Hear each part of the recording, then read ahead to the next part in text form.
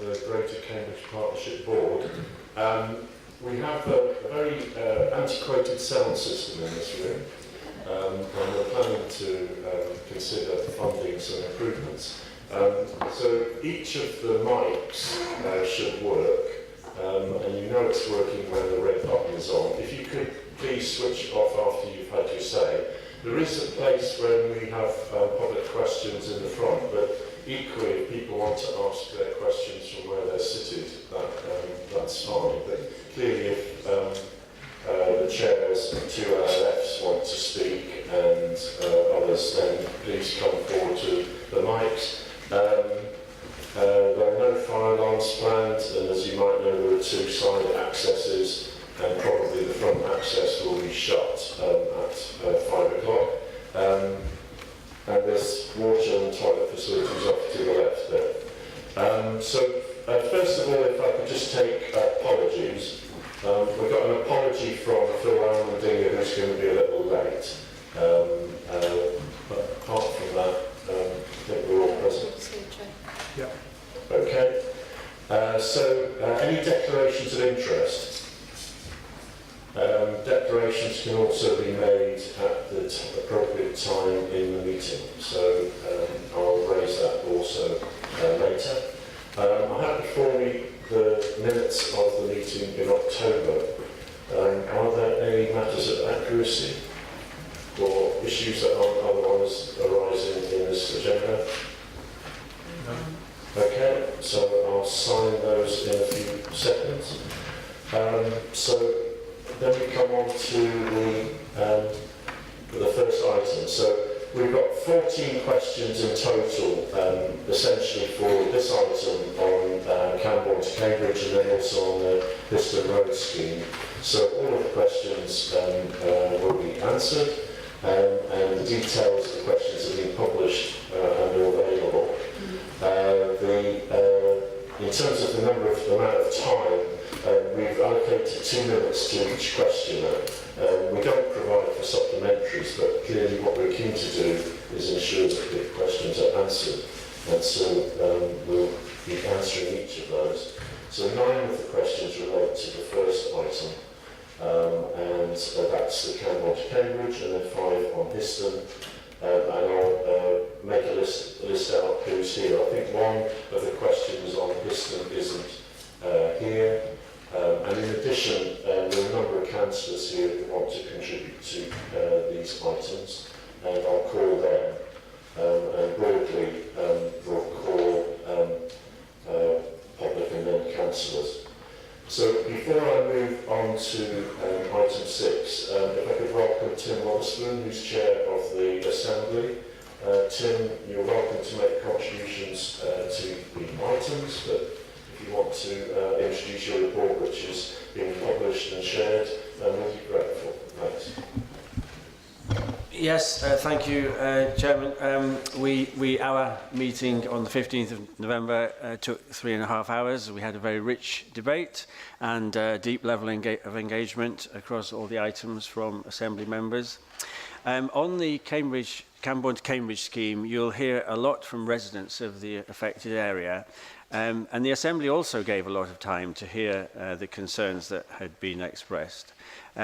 For the sake of balance, it's worth noting that the Assembly benefits from a very wide perspective. We have 15 members in total, 3 each from the city, district and county councils, 3 academic representatives, and in particular 3 members giving the voice of local businesses. And I'd just like to amplify one of the sentences in my paragraph 2.3. The sentence I'm referring to is the prospect of getting from Cambourne to Cambridge in less than 30 minutes was welcomed, and it was suggested that this was the sort of step change people wanted to see. The member from AstraZeneca said, at the moment we have staff who are going to be coming from Cambourne to Cambridge Biomedical Campus, and it's going to take them 90 minutes one way. That's just not acceptable. It's not acceptable for business, and it's not acceptable for people in the communities themselves. So getting down to a speed which makes sense for them is really, really important, and that's what we've got to judge. I was very pleased to have given Ian Sollum, one of the South Cambridgeshire District Councillors for the Cambourne and Histon ward, which includes Coton, free rein to articulate the local concerns, which he did eloquently. After the Assembly, concerns were raised about the accuracy of the Cambourne to Cambridge Local Liaison Forum submission. An updated version which clarifies that local liaison forum recommendations had not actually received unanimous support has now been circulated. Also, my report at the last line of paragraph 2.1 should be corrected because it was on Madingley Hill that officers agreed to consider whether any short-term improvements for inbound buses was possible, not Madingley Road, as the local liaison forum statement had suggested. On the next item, city access, this report was generally welcomed, and whilst Assembly members may have different views on the best options for demand management, there was considerable agreement to the progress to the next stage of asking residents and businesses what they think. I know I'm the chairman and I shouldn't really do this, but there was one dissenting voice and it was mine. And I was a little bit worried that members were perhaps becoming a bit bedazzled by pound signs when they were thinking about intelligent charging and the potential revenue that might be raised. And I was just a little anxious that people were falling over themselves with suggestions about how to spend the income rather than setting out the practicalities of implementing an intelligent charge, never mind explaining how a consensus in favour might ever be achieved. But as I say, I was the only person who had any dissenting opinion on that item, and you should bear that in mind in your discussion. Finally, on Histon Road, I'm very pleased to see that the issue which caused such concern locally and to Camcycle and so on, and there was a lot of concern expressed about that at the meeting, that seems to have been resolved, partly as a result of the discussion that happened at the Joint Assembly meeting, and I understand that the board now has an improved scheme in front of you. That really is all I have to say in addition to the report which was presented to you in the papers. Thank you. There's other places on the agenda that you want to make a contribution. Okay. So, thank you. Yes, the Assembly did give a lot of thought to the items, and the minutes of the Assembly, I think, have been published, and they record the different contributions. Councillor Dick, who's Vice Chair, the Assembly is wanting to contribute, I think, to item 7. So, welcome as well, Councillor Dick. So we move on to item 6, but before I move on to the Cambourne to Cambridge project, can I just ask if there are any declarations of interest? Phil Almondingo. Yes, obviously, as an employee of the University of Cambridge, which owns some land along the route, I need to declare that interest. Okay. Thank you. So in terms of this item, the proposed format is to invite Helen Bradbury as LLF Chair to do a presentation first, then to take the public questions, which are listed as Mal Schofield, Caroline Postgate, Sara Godward, Jane Renwick, Marilyn Treacy, Allan Treacy, Roger Tomlinson, Stephen Coates, and then James Littlewood from Cambridge PPF. So I will just come to those in turn, and I'm expecting everybody's here, but if anybody isn't, then we'll address that at the time. So Helen, if I could ask you first to come to the microphone. Thanks.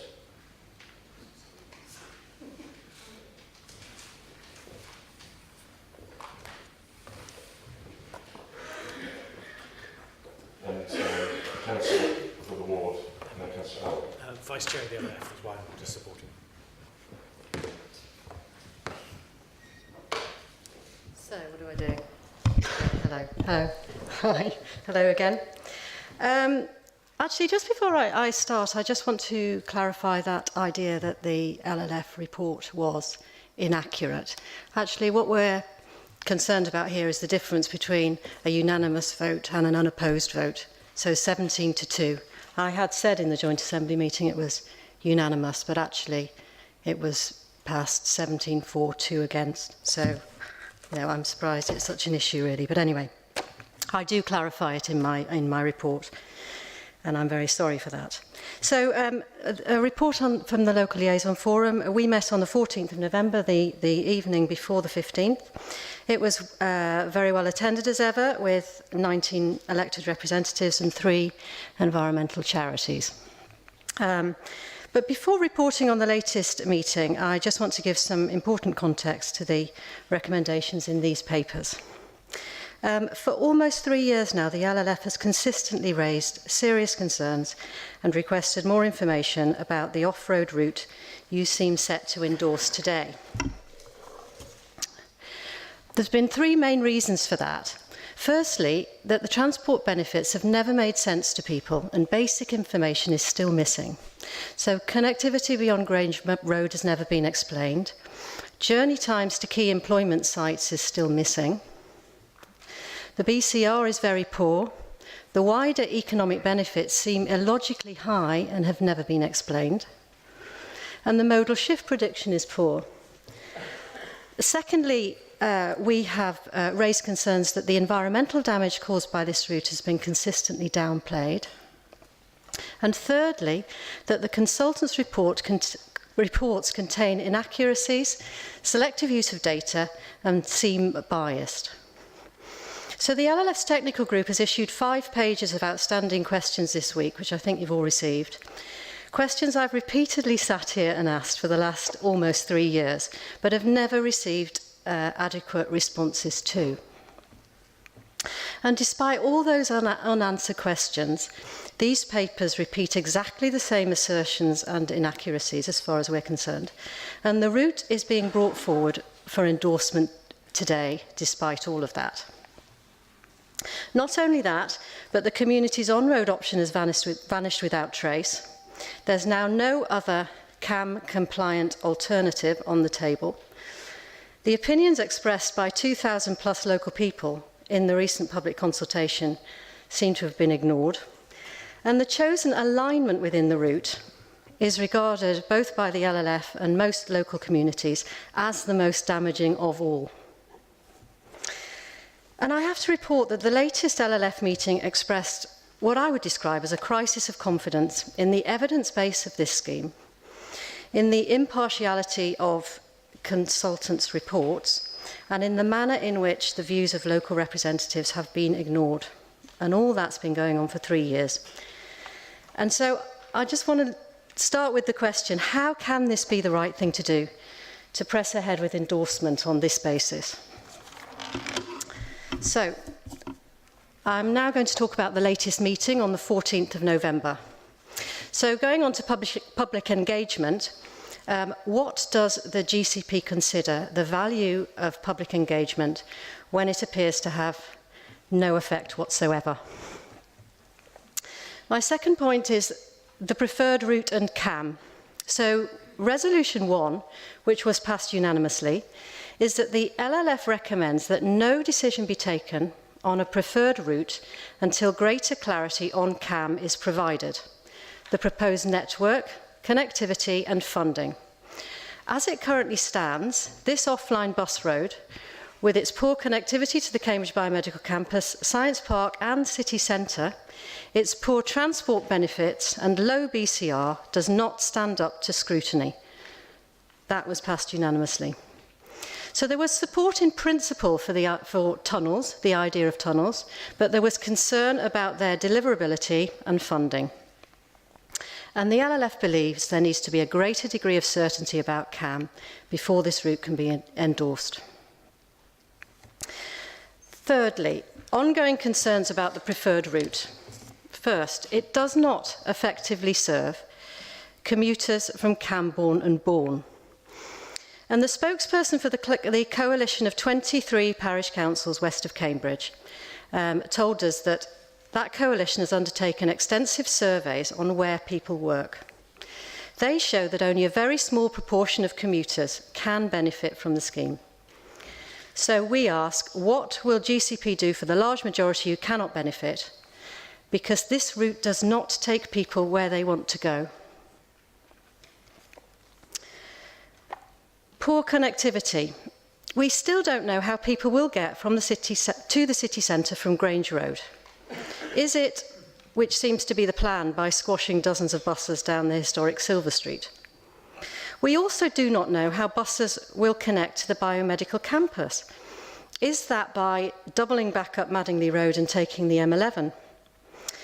As we have repeatedly pointed out, connections to key employment sites are potentially better made by remaining on the road, on the existing infrastructure, or via an alternative northern route. So the LLF requests greater clarity on connectivity and end-to-end journey times. Thirdly, the transport benefits do not justify the £154 million price tag. How can it be justifiable to press on with a scheme with a BCR of 0.2? That's the adjusted BCR, 1/10 of what's normally expected of public transport schemes. It doesn't make any sense to us. The wider economic benefits remain unexplained. The off-road scheme apparently provides £500 million more in wider economic benefits than an on-road alternative, despite offering no material benefit in journey time, patronage, or modal shift. We have no idea how that can be. And can GCP explain their web calculations and assumptions? 5, the environmental assessment is considered flawed. So the Mott MacDonald report concludes that an on-road route would be more damaging to ecology and the environment than a 5-kilometre new busway across Madingley Rise and through the West Fields. LLF members consider this assessment to be flawed, based on a poor understanding of the importance of the wider landscape to the setting of the city. Since the LLF meeting, we have received a copy of the Natural England advice to the GCP, and note the advice was far more nuanced than the Mott MacDonald report suggests, and that it's been selectively used to support the conclusions reached. We also remain concerned about the lack of heritage assessment beyond Grange Road. This assessment is vital for the built heritage preservation of the city. So we would request that GCP commission independent environmental and heritage assessments, and that they be completed before the full environmental impact assessment and heritage impact assessments at planning stage. And that is before you start assessing mitigation. 4th point, there's no compliant off-road alternative now still on the table. Resolution 2, again passed unanimously, was, and I repeat verbatim, the LLF notes that the GCP only has one route that is now compliant with CAM. We therefore ask that a northern off-road comparator be developed, for which there could be major advantages. It could better connect with the Oxford-Cambridge Expressway and developments at the Girton Interchange in the longer term, but could link with the Science Park, Cambridge Biomedical Campus and North West Cambridge site now. A recent report by ARUP dismissed a northern route. So we would like full disclosure of the ARUP report, please, and its terms of reference, and that GCP looks seriously at developing an off-road CAM-compliant northern comparator. Peter Blake agreed at the LLF to dust off the ARUP report, but we do note that the northern comparator is not present in any recommendations you're making today. So how can the LLF have confidence that this will be any more than a box-ticking exercise?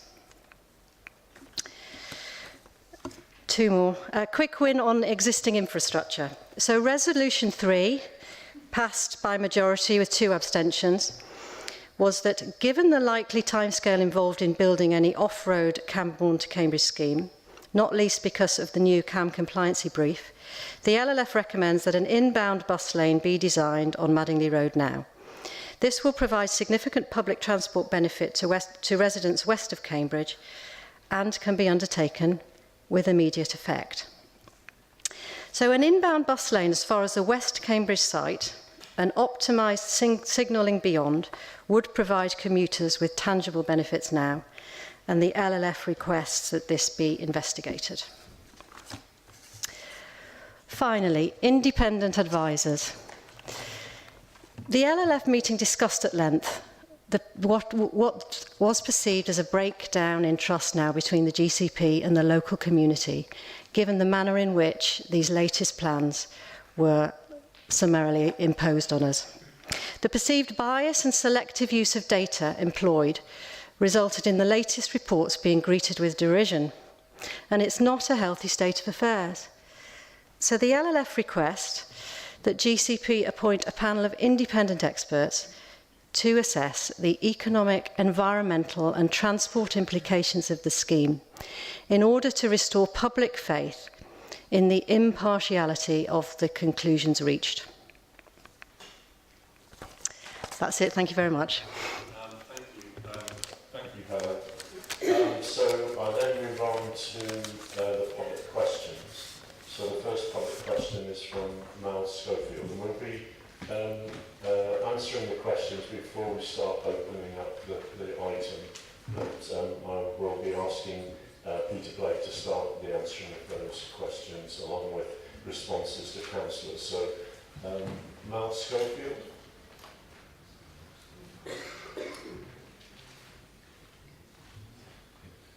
If I'm spoilt for choice, Chair, I'll sit here.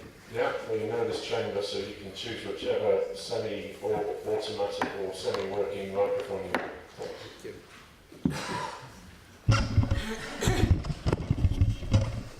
Good evening and thank you. I must say, I mean, particularly sitting here, it feels like that I'm playing at home and not away.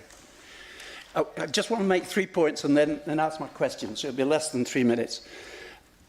The first point I want to make is that I appreciate whoever's responsible for it, the video transcript of the Assembly. Having gone through it three times, it is quite fantastic in terms of democratic involvement. And it's a very good principle, but I think it really puts a challenge to everyone. The second is that I've yet to see that we've got any sense of destination and place in anything that we're discussing, which are serious components, really, of our future transport infrastructure. And the third comment I would make from the transcript is that individuals, we should be very, very careful of assuming that argument against something is pure NIMBYism. It isn't NIMBYism at all. By any stretch is it NIMBYism. It is genuine professional concern about the way that Cambridge is developing. Having said all that now, if I could ask you to kindly turn to page 107, which is where you'll find that illustrative appendix. Let me just tell you what's missing from that. It's a long list. It's the park and ride at St Ives, it's the park and ride at Long Stanton, it's the park and ride at Maddenley Road, it's the park and ride at Hawkston, that will be Waterbeach, Babraham Road. It's travel hubs at Oakington, Whittlesford, Sawston, Foxton, and what we're talking about at the moment is metro hubs. Yes, that's okay. And there are other things like interchanges which are not even mentioned in it. So my question would be, given that it's ARUP's report as a critical and intelligent friend, would you really, as the board, consider this report and the report to which it refers to be a useful and value for money insight? And secondly, would you say that ARUP have fully discharged their role and professional responsibilities as that critical and intelligent friend? Thank you. Okay, we'll get to that. Obviously, the ARUP report is commissioned by the combined authority, but it is very pertinent, so we'll answer that. Thanks, Mr. Schofield. So the next question is from Carolyn Postgate. Yeah. You can say from there, yeah. The mic's on. Right. Yes. Does the board have the courage to draw back from making a terrible, costly and destructive mistake? Despite the vast amount of money, time and energy already spent promoting a predetermined off-road route defined as the specific route alignment, the case has not been made for the sacrifice of Madingley Hill, Coton and the Westfields for an unproven greater good. It will not fulfil any of the stated project objectives, which you can find on page 23. It will not achieve improved accessibility to support the economic growth of Greater Cambridge, since it does not link seamlessly to major places of employment. It will not deliver a sustainable transport network system that connects people between Cambourne and Cambridge along the A428A1303, since there is no detailed plan for integration with a future transport network. It will not contribute to enhanced quality of life, relieving congestion and improving air quality within the surrounding areas along the corridor and within Cambridge city centre, since there is no guarantee that electric buses will work or that bus journeys will be affordable. Does the board instead have the vision to create a public transport scheme directly linking Greater Cambridge's new satellite settlements to their places of employment via a four-ways Girton interchange? Carolyn. I'll come on to the third question, which is from Sara Godward. Is Sara here?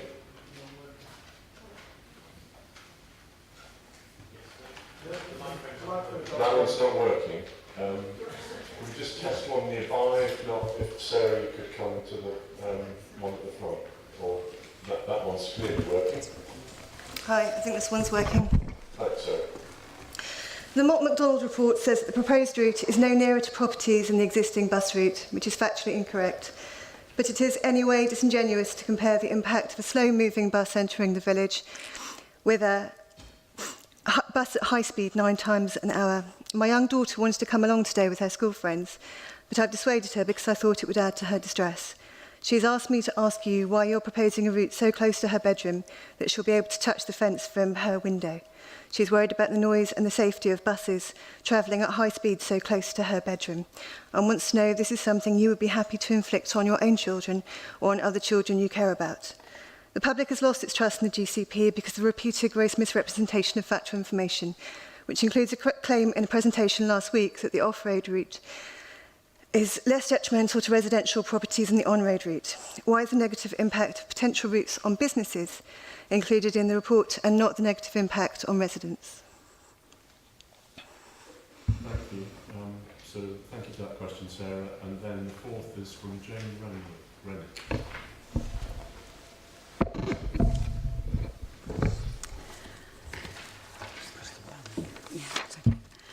Is that working? Yeah. Okay. The off-road route from Madingley Roundabout to Grange Road is predicted to take 12 minutes. Now, for passengers travelling onwards to the biomedical campus, the office is suggesting a change to the U-bus from Grange Road onwards to the biomedical campus. The U-bus takes no less than 30 minutes, as per timetable, in peak hours from Grange Road to the biomedical campus. But in reality, it takes 35 to 40 minutes. Also, passengers disembarking from the off-road Cambourne to Cambridge bus will have to change buses and may be waiting up to 12 minutes. So this whole mode of transport can therefore be expected to take an average of 12 plus 30 plus 6 equaling 48 minutes just from Madingley Roundabout to the biomedical campus. This falls woefully short of the 30 minutes discussed in the Joint Assembly as the journey time needed to encourage a modal shift. So I'd like to ask, given that the GCP is aiming for a journey time of 30 minutes from Cambourne to the biomedical campus, can the GCP explain how the off-road solution from Madingley Roundabout to Grange Road is going to achieve this? Thank you, Jane. And then Marilyn Treacy. Thank you. The Historic England report states, to conclude, we consider that all 3 potential routes and their sub-options are likely to cause harm to heritage significance, either to the American Military Cemetery or to the significance of the village of Coton. These conclusions have been misinterpreted in the item 6 papers for this meeting and in recent GCP presentations, implying in many places that the on-road solutions are more damaging than the off-road solution, when in fact all three are harmful to the environment. It seems that no segregated route via Madingley Mulch will be acceptable. We therefore have to ask, what evidence is there that a northern alignment via the Girton interchange for an off-road route is not feasible? We're told that this evidence is in the full ARAP report. Could the GCP please tell us the date when this ARAP report was completed and published and provide us with a copy? And I would just add that an answer to the effect that the ARAP report was commissioned by the Combined Authority and it's up to them to release it and release that information is not really acceptable, because the GCP has made important decisions now that are based on this background report, and the public has a right to see it, just as you've seen it, I presume. If you haven't seen it, I think that's incompetence. Thank you. Allan Treacy. Thank you, Chairman. I refer to the Mott MacDonald Cambourne to Cambridge Better Public Transport Project Interim Report dated November 2018. Figure 12 on page 45 shows the monetised benefit for full segregated option Cambourne to Cambridge versus full on-road option. The benefit for the off-road option is shown to be £680 million, compared to £140 million for the on-road option. Will the GCP please instruct Mott MacDonald to publish in full the assumptions and data underlying these calculations? Thank you. Thank you, Chairman. I'd like you to note that I've not yet received an answer to my question at the last Joint Assembly meeting, which was asking what was the statutory authority that the officers were using to ignore public feedback following consultation, and presumably to instruct their consultants to ignore it. But my question today is about the legal requirements for the scheme going forward, because the officers, and in the past Chris Tunstall, the former Transport Director, explained to us on numerous occasions that it was a government requirement for there to be a low-cost alternative option to the preferred recommended scheme, and that this would have to go out to statutory consultation. And he told the LLF in December 2017 that would be a fundamental requirement, and he would expect to work with the LLF on developing such a scheme. It appears now that to meet the Mayor of the Combined Authority's requirement for a segregated scheme that is capable of operating as or converting to the metro, whatever that is, that it is necessary for the low-cost option also to be segregated. And therefore, it would appear also off-road, as the officers have told us over and over again that our on-road bus lane proposals are unacceptable and not viable. The report from your Transport Director now, Peter Blake, appears to be exclusively about the officers' preferred off-road high-cost route, and the LLF, to my understanding, has not been involved in any discussion of so-called optimised on-road options or any northern alternative route. So, could we have an explanation of what route the officers are working on as to the low-cost option, which will have to go out to statutory consultation? Thank you. Thank you, Mr. Tomlinson. And the last public question is Stephen Coates. Sorry, two more. Stephen Coates and James Littlewood. I was going to say, on that, just a procedural question. Gough Way sent in a question, and it's not on the list of questions. The person from Gough Way has a personal problem, couldn't be here, but they sent in a question, and it's not on the question. So, I mean, I can ask it because I've got it, but I'd like to, that's a problem for me, because they specifically asked me to ask that question, and it's not on the list. I'm told we haven't received it. I reviewed all the questions on Monday, and I can't recall one from Gough Way. Okay, well, I'll get back to them and tell them that, and they can challenge that if necessary. Obviously, if they've got a question and they want to get an answer, we are happy to respond and publish the answer on the website. By the way, is there any reason you don't answer one question at a time? Because this is our only chance in 9 months to actually, you know, ask you these important questions. I can't believe that we ask them as a group and you don't answer each question individually when it's of such consequence. I mean, I'm about to ask my question, but... We will answer each question individually. We'll go through them. Okay. So, I mean, certainly we want to make sure that the questions are answered, and also if there are a couple of points that I don't feel have been addressed, that may not be the same issues necessarily as people in the audience, but we'll check and I'll be obviously listening to see what the answers cover.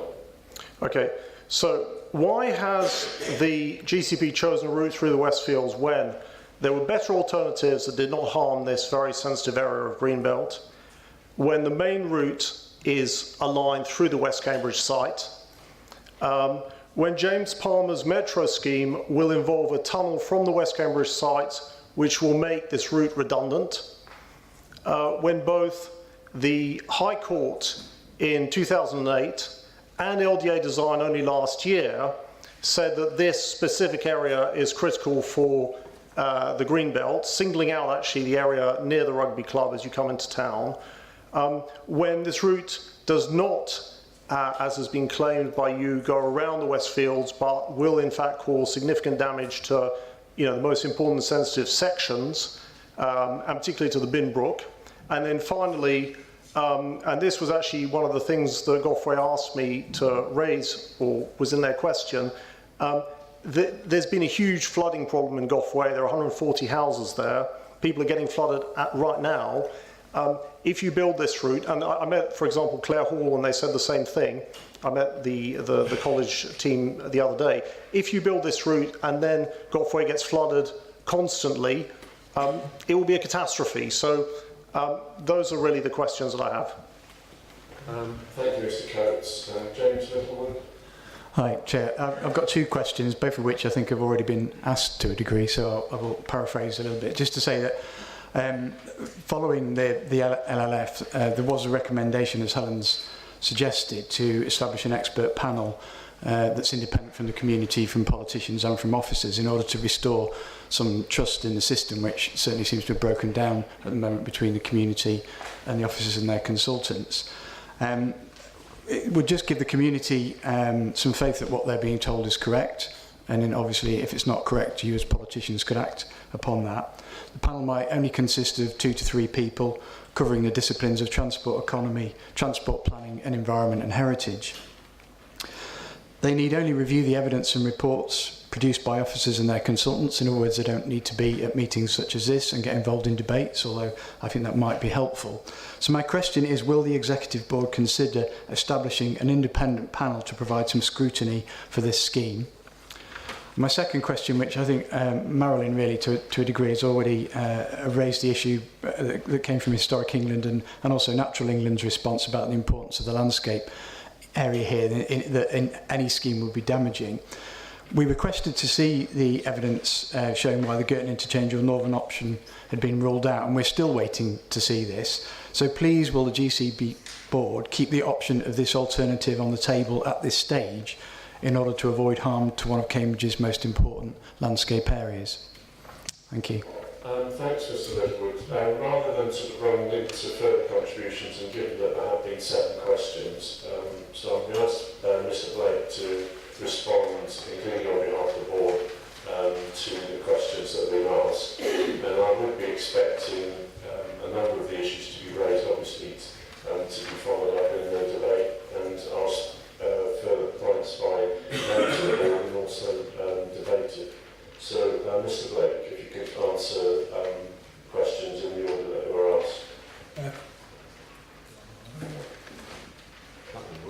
Thank you, Chair. So just to confirm, everybody will be receiving a written response following this in any case. So, in terms of question 1 on Schofield, the schematic that you showed has been produced by Sir Davis Glee on behalf of the Combined Authority as they develop the CAN Metro proposals. Our expectation is that the Combined Authority Board will review that early in the new year, And so I'm sure those issues will be considered at that time. In terms of the role of ARRA, which was the question that you've asked, they were appointed by the Combined Authority to do two things. In terms of, one, oversight of the Steer Davis Lead work in terms of developing the Cam Metro, and secondly, to look at the alignment of the 428 Cambourne Cambridge route with the Mayor's emerging proposals. The report of that we received is appended to our document, to our report. In terms of whether they've discharged their functions or not, I mean, that is a question for the Combined Authority as they have appointed them. But what I can say is they have been involved in the discussions. They produced a report which individuals have taken a review on. And I know they're still heavily involved with steers in terms of the development of the CAM proposals for January, February of next year. But I'll confirm that in writing to you. In terms of... So what you're saying is that what we've got here appended around pages 106 to 113 is as much as has been produced today? It is as much, and we petitioned ARRA to produce as much information as they can for this meeting in the Joint Assembly. And then we're expecting the publication of a fuller report, particularly by Steer Davis Lead, but with further ARRA input early next year? Regarding the Cam Metro, that's correct. Thanks. So in terms of Carolyn Postgate's question, the Executive Board is not taking a decision today on the route. And what the paper today is about is an update following the pause from the Combined Authority and actually asking or requesting to undertake consultation for the section out to Cambourne. But I'll come through that when I go through the report in more detail. What the report says is that the decision on the route in its entirety will be taken in autumn next year, so autumn 2019. In a similar vein with Sara Godward's question, so just following on from that, we are obliged to go through the nationally defined process in terms of developing these schemes. That weighs up a number of considerations that we are asked to in terms of transport benefit, effectiveness, deliverability, and societal and environmental issues, benefits and disbenefits, which we are obliged to capture and reflect in the proposals. And that's the work that has gone on to some degree and will continue before any final decision is made. And so detailed environmental plans and impacts will be presented before the board when they take a final decision in the autumn of next year. Just to point on the question, the second question from Caroline, as board members, we've received a significant number of emails about the Girton interchange. So I just appreciate just a comment on that as well. I've been reasonably forthright in my response, and I'm quite happy to be recorded and not on the data, but I'd appreciate your response, Mr. Blake, on the Girton interchange. So, and dedicating proposals linked to that. The GCP, as the Cambourne to Cambridge scheme has been developed and over a period of time, considered various catchment areas, route alignments over the last 3 or 4 years. The northern alignment was considered in October 2016, and it was decided at that point not to take it further forward. ARRA were requested to look at this particularly as part of the commission in terms of reviewing the work that the partnership had done to date, and they came to the same conclusion in terms of it was not appropriate because of the length. There were environmental impacts, and I think critically the reliance on Highways England to deliver the Girton interchange improvements, which is a significant undertaking. The partnership has been in contact with Highways England for many months around the Girton interchange to press for this improvement package as part of a wider package of improvements in the Greater Cambridge area. They have given us no confidence that that scheme will be brought forward, and clearly that's got implications for the deliverability of a northern alignment. Final decisions on the Girton interchange we expect as part of the National Road Infrastructure Strategy Programme will be taken in the middle of next year, which we expect we will be able then to present to board members in advance of taking any final decision on route alignment.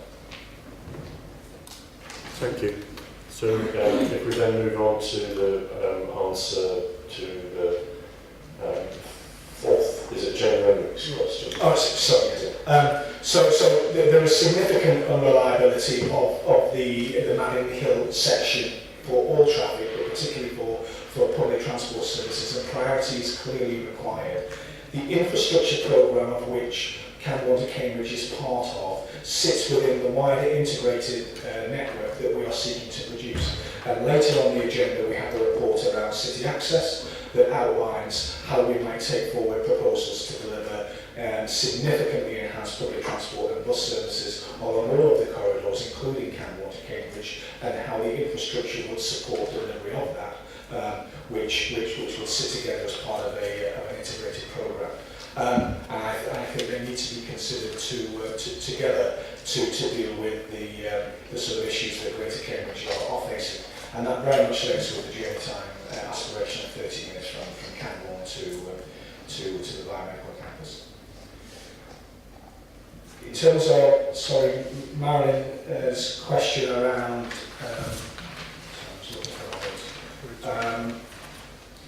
so tell me the date when the ARRA report was completed and published. So the ARRA report was published in advance of the combined authorities meeting at the end of October. So a short report was published as part of that meeting, which is available on the combined authorities website. We'll send the web link out as part of the response. The report that's appended to our paper is a longer report because we pressed them for more information, because we had a lot of concerns that were expressed by residents and constituents. So that's the timing of the report that we produced. In terms of the question from Allan around will we instruct, we will ask Mark MacDonald to publish that information. An awful lot of the information is already on the website, and we'll send the web link out. And if there's anything missing, we'll make that available in terms of the econometrics associated with the scheme. Turning to Roger Tomlinson's question, so I think there are a few issues that were perhaps blurring here. There is not a legal requirement to consult on a lower cost option. However, there is a requirement under major scheme business case appraisal of the Country Department for Transport that we compare the preferred scheme with a lower cost option. So the work is required by the Department for Transport, but we're not obliged, we're not required to consult on it. We are currently working on the optimised en route option as the lower cost alternative.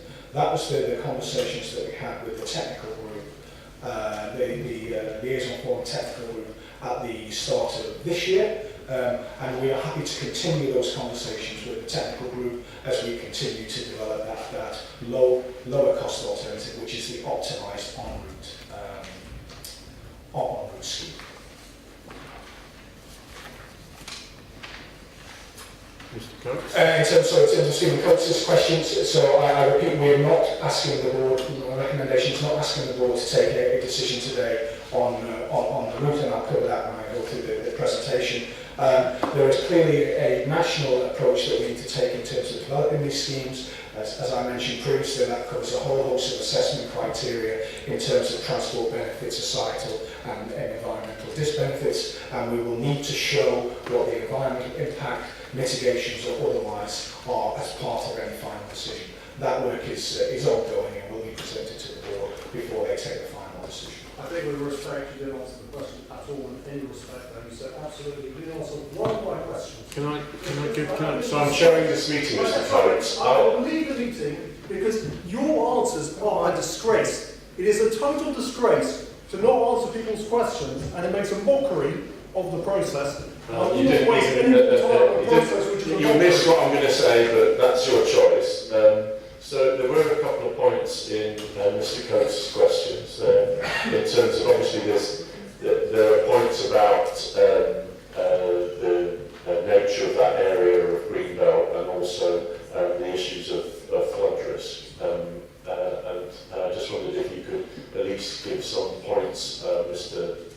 Blake, on the environmental assessment, because that's obviously been a theme of questions and also comes up in the next question. That's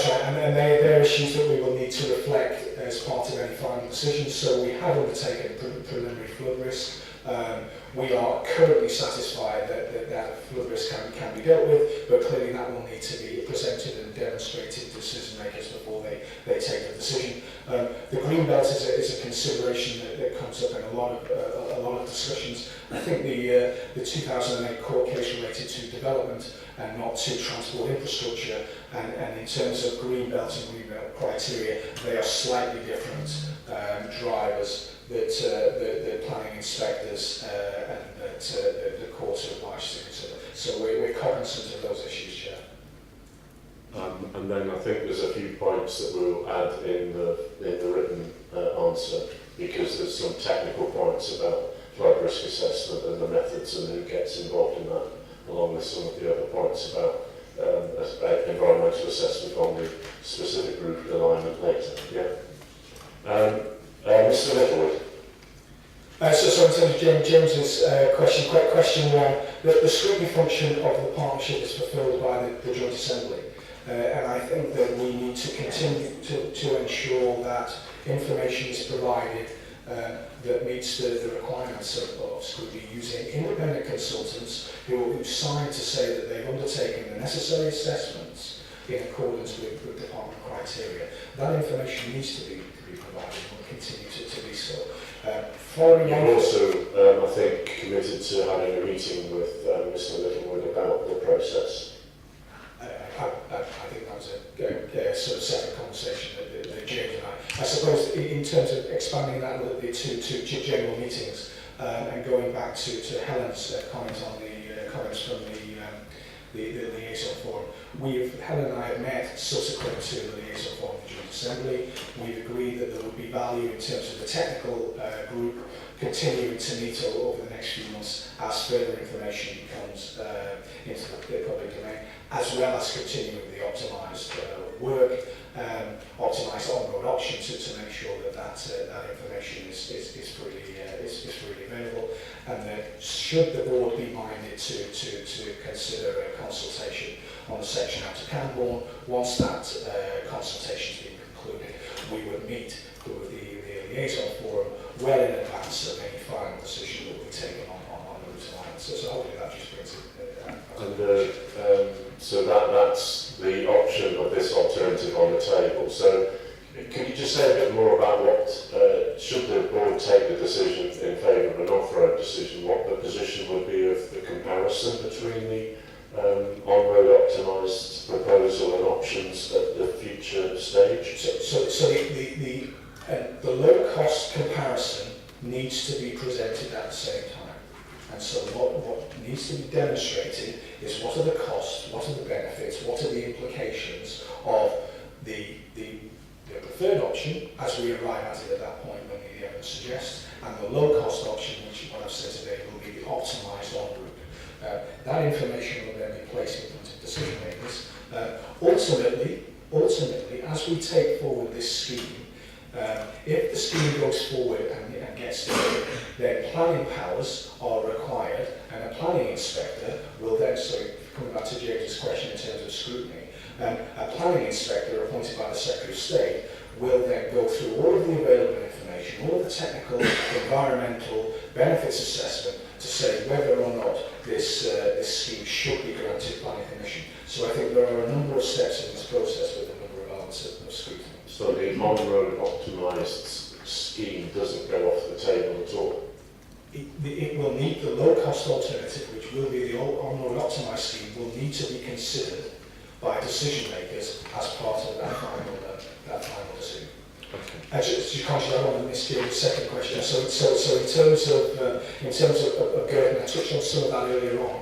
What I don't think I said is I don't agree. There was a northern option. Yeah. At both the Liaison Forum and the Joint Assembly, I committed to ask our consultants to refresh the information that had been produced previously on Girton, and once that's completed, we would put that in the public domain. Okay, thank you. I thought as there were 7 questions, it was important to address them one by one there. But then we do have several councillors wanting to speak. So Rod Cantrell, Gavin Clayton, and embargo. Are there any other councillors here wanting to contribute? Okay. So first, Councillor Campbell.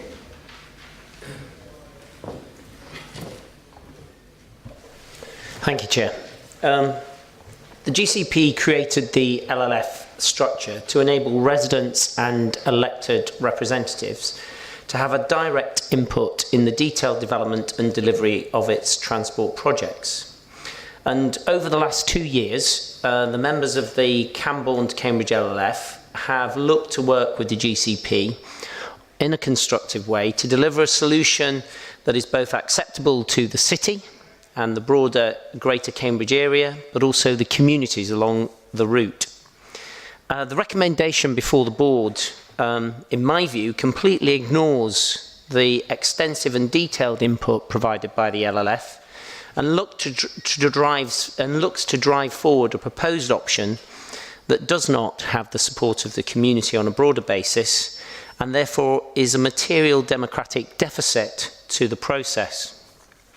So therefore my questions to the board are, will the board indicate how the recommendation takes into account the work of the LLF, whether the community option will be continued to be developed in parallel with other options, and I think if clarification just in terms of the optimised route relative to the community route, because I think that may have been partially answered already.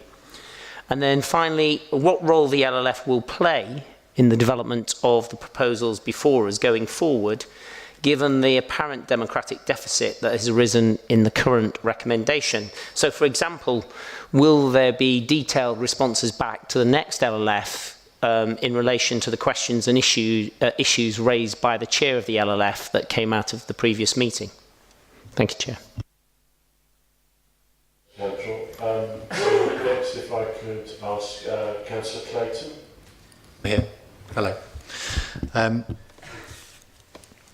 I'm very conscious of my role in representing the residents of Cambourne here today, which I think, talking about material democratic deficit, I think their voice has so far been not heard, maybe as much as it could have been. I was only elected in May, but the process obviously precedes that date. And I don't think Cambourne residents have been involved as much as they could be, and their voice certainly hasn't played a role in some of the discussions that I've heard today. We talk about community. Cambourne is a community of 4,300, over 4,300 homes, and that's an important community to be considered in these decisions as well. I'm a South Cambs councillor, but probably more importantly, I'm a Cambourne resident and I have been for 19 years. I maybe use my car once a week, and the other times I cycle or I use the bus. So I'm well versed in the failings of public transport and cycle networks from the west of South Cambridge into the city centre. I cycle through Coton, and I love that cycle through Coton. So believe me, I empathise with what an impact you must be fearful of when you're thinking about what's going to happen with an off-road solution. I do genuinely empathise with that. And I said one thing that would be useful for me and maybe other councillors would be to walk the route, actually, because I've looked at it on these maps and schematics, and I can't quite figure out where it goes when I'm cycling. I keep trying to figure out where it was. Oh. Okay, thank you. Okay, so Cambourne, what do Cambourne residents need and want from public transport? We need it to be affordable. We need it to be reliable. We need it to be frequent enough to serve our needs. And we need it to serve engagement with nighttime activities in Cambridge and swiftest travel times possible for workers and for college students. I have a teenage son. It's difficult to get him up in the morning, let alone at the crack of dawn to get a bus so that he actually gets to college on time. Okay, now there's a lot of people in Cambourne in that situation. So what do we experience as Cambourne residents? We experience congestion at peak times. It's not only at the Cambridge end. We have traffic jams on Broad Street in Cambourne in the mornings. We experience high cost. We experience a bus service that stops at 10:45. The last bus back from Cambridge is 10:45. That's a problem. If you work, it's a problem. And if you want to go out, it's a problem. So what can we do? What can we be doing about this? I mean, me as a Labour councillor in South Cambs, our CLP is looking to launch a Fares Fair campaign, which is addressing the situation now and the cost, the prohibitive cost for people in Cambourne. We pay £7 return from Cambourne into Cambridge. People in Hardwick pay £4.50. I want to know how Stagecoach justify that additional cost, given that the population of Cambourne keeps the tills rolling on those buses every day, every morning. Sorry, yeah.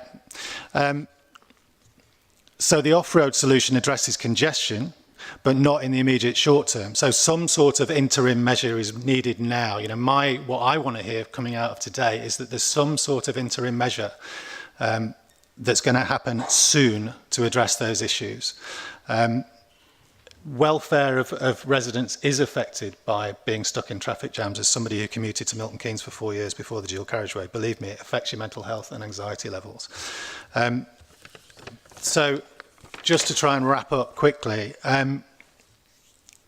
what we also need is a thoughtful, constructive and productive debate, and I'm afraid my experience of the LLF meeting that I went to the other week at Competent was not that. It might not be NIMBYism, but I question whether it was professional at all times. And I couldn't hear what was actually I needed to hear to be able to make my mind up and my decisions and be able to convey it to residents in Cambourne. So I think we need to, understandably, people are emotional about it. I get that, but we just need to try and convey the actual clarity of the arguments more clearly so we can make some decisions. And I'm also keen to look at peak time congestion charges for the city and how any cost from any money from that can be shared between South Cambs and the city, and we can work together to come up with employers subsidising bus services as well to make it affordable. There's a lot of people in Cambourne who cannot afford to use the bus. Thank you. Thank you, Councillor Clayton, including for having a Cambourne perspective. And Councillor Tim Barger. So Councillor Benson's not here, but you're going to follow the same material. Yeah. Well, I'm going to repeat something. Okay. Thank you, Chairman. Thanks, Councillor Barger. So it's great to hear that the Cambourne Guided Busway will eventually become part of the Mayor's innovative and visionary metro project, and that the route will be built to metro standards and operated with electric vehicles. The best route is that which does least harm to the countryside, enables the fastest journeys, and will stand the test of time, not having to be replaced at a later date. As District Councillor for Girton, Dry Drayton and Madingley, I represent some of the residents on Madingley Hill and St Neots Road. An on-road route would be very damaging to those residents and urbanise what is now a pleasant country road. The purpose of this project should be to reduce traffic along that road. The setting of the American Cemetery also needs to be preserved in perpetuity. My colleague, Councillor Grenville Chamberlain, representing Hardwick Ward, is concerned about the destruction of the trees between the A428 and St Neots Road. This could be avoided by using the north side of the A428 from Madingley Mulch to the Cambourne roundabout. My colleague, Councillor Ruth Benson, who has written a letter to board members, and my colleague, Councillor Shrabona Bhattacharya, who's in the audience, they have consulted widely in Cambourne Parish, and their feedback is that residents want the fastest possible journey times. In a busy, prosperous area like South Cambridgeshire, it is the time saving that is most likely to convince drivers to switch to public transport. It only takes 7 minutes to drive from Cambourne to the Madingley Mulch roundabout, so there isn't much scope for slow sections with tight bends, road, cycle and footpath crossings. Given that the Cam metro system will be autonomous, we also have to take extra care to provide the most segregated route possible. Again, the north side of the A428, west of Madingley Mulch, would minimise contact with other road users and allow faster journey times and with fewer accidents. And that's one of the issues with autonomous vehicles. My other concern is that there are two very sharp bends, pretty much 90-degree bends, near the Cavendish Lab. They're on figure 11, page 36 of the document. These are likely to severely impact journey times and may cause part of the route to need replacing after only a few years at a considerably greater cost. So it'd be appreciated if you could consider these issues as the project is developed in more detail, and also look at some of the work that Cambridge Connect have done in looking at routes. They were the people who thought of the northern route. So that would be much appreciated. Thank you. Councillor Bygott, including for points on a range of communities, and thank you to the other councillors. Mr Blake, could you respond to Councillor Campbell and then the issues from Councillor Clayton and Councillor Bygott, please? So thank you, Chair. Just a few comments. Democratic deficit's probably a little bit above an officer's pay grade, but in terms of a few comments of the practical issues around the local liaison forum, I think the Chair and I have agreed a few next steps around the technical workshop, technical group meeting. In terms of that flow of information, I think is important, and we will be providing a full response to the questions that were raised at the liaison forum, and indeed the note that we've had as part of this meeting. I undertook at the last liaison forum both to do the sort of refresh of the Northern Alignment, but also to explore what was deliverable within the extant highway boundary on Madingley Hill. We will provide that information, and I think then we get a liaison forum following the consultation at Cambourne, which I think will be quite important if should the board agree to that. I think I would echo the comments around Cambourne getting involved in the conversation, and I think that's something that we're very interested to hear their views, which is why there's the focus of the recommendations and today's report. And I think also the evidence would echo the point around journey time, that actually if you want to demonstrate public transport as a real alternative to the private vehicle, journey time is one of the key things you need to deal with. So we need to get that balance right. And hopefully, as we go through the report and then go through the next 12 months, we can continue this work and then present that to the board so they can take a fully cognizant and reasoned decision with the evidence in front of them. Thank you, Chair. So we'll come back to a number of the threads also in the discussion with the board. So clearly there is a discussion and a commitment to the involvement of the LLF and that continuing. There's been reference to the comparison to the optimised on-road option, and clearly we've got considerable issues in relation to routes and detail and environmental assessment, which are part of the next stage. So we would expect that we will continue to engage whatever decision comes forward. I should have, and Mr Blake partly referenced the contribution from Gabriel Fox, and also there was a separate question which Tim Bygott partly covered from Councillor Benson. So I come back to Councillor Witherspoon just to ask if you want to add anything from the Assembly in your discussion. We've got the minutes and you made reference earlier. Yes, no, I think everything has been covered in exhaustive detail. I mean, I think the only thing that I haven't heard today, although there was some reference to having publication of all the data, was that Councillor Solomon did express some concern about the granularity of the assessment, the red, amber, green assessments, and he was. Yes, and he was asking for greater detail, and I think we said we would try to get some of that. Yes, that's right. Okay. So Peter Blake, you have another opportunity. So if we could open by inviting you to introduce the report and reference the McDonald report and the appendage.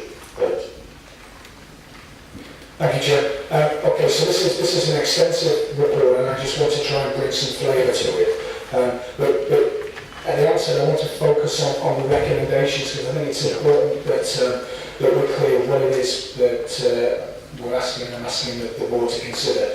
And I also want to apologise. There is a drafting error in one of the recommendations, which I'll go through which is down to me. So this is an update report that follows the public consultation that took place almost 12 months ago now, and following the 6-month pause on the scheme we've had at the request of the Combined Authority. So that is the purpose behind the board, behind the paper. In terms of the recommendations, I think it's just to be clear what we're asking.